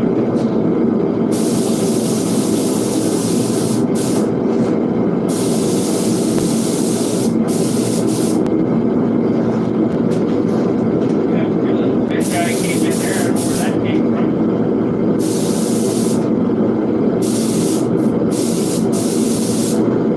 Could be anything.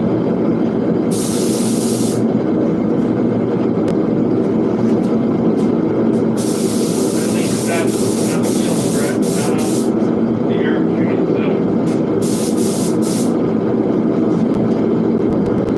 That right there, that bumps me out. I gotta work on the covering. It seems that every model I do, I get a spot. Too aggressive with the sanding.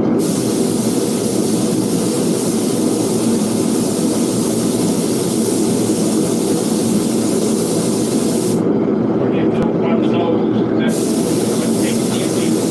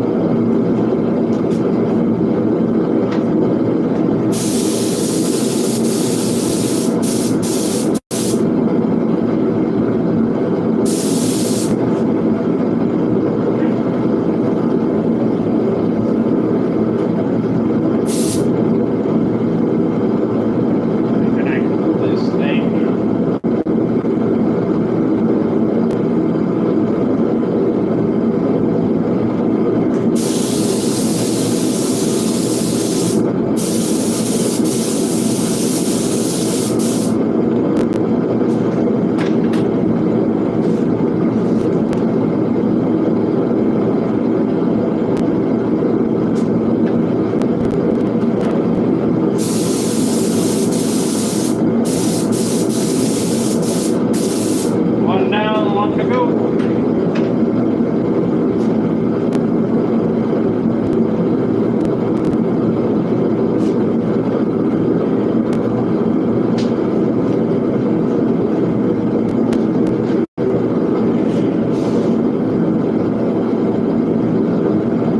Let's see.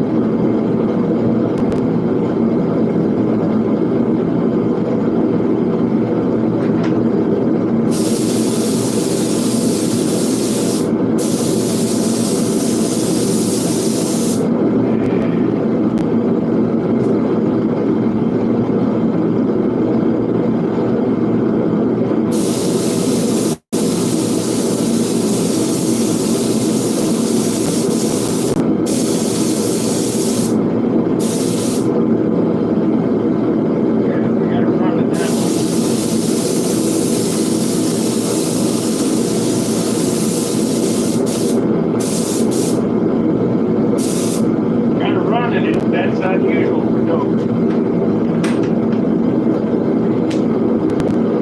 Guess I leaned on it too hard.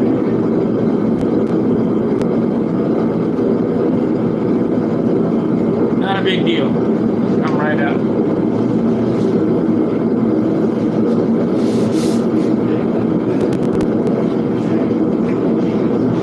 Well, guys, I hear that lunch is here. I'll start the stream after lunch, and I appreciate you watching. Like, subscribe, and share. I'll be back in about half an hour.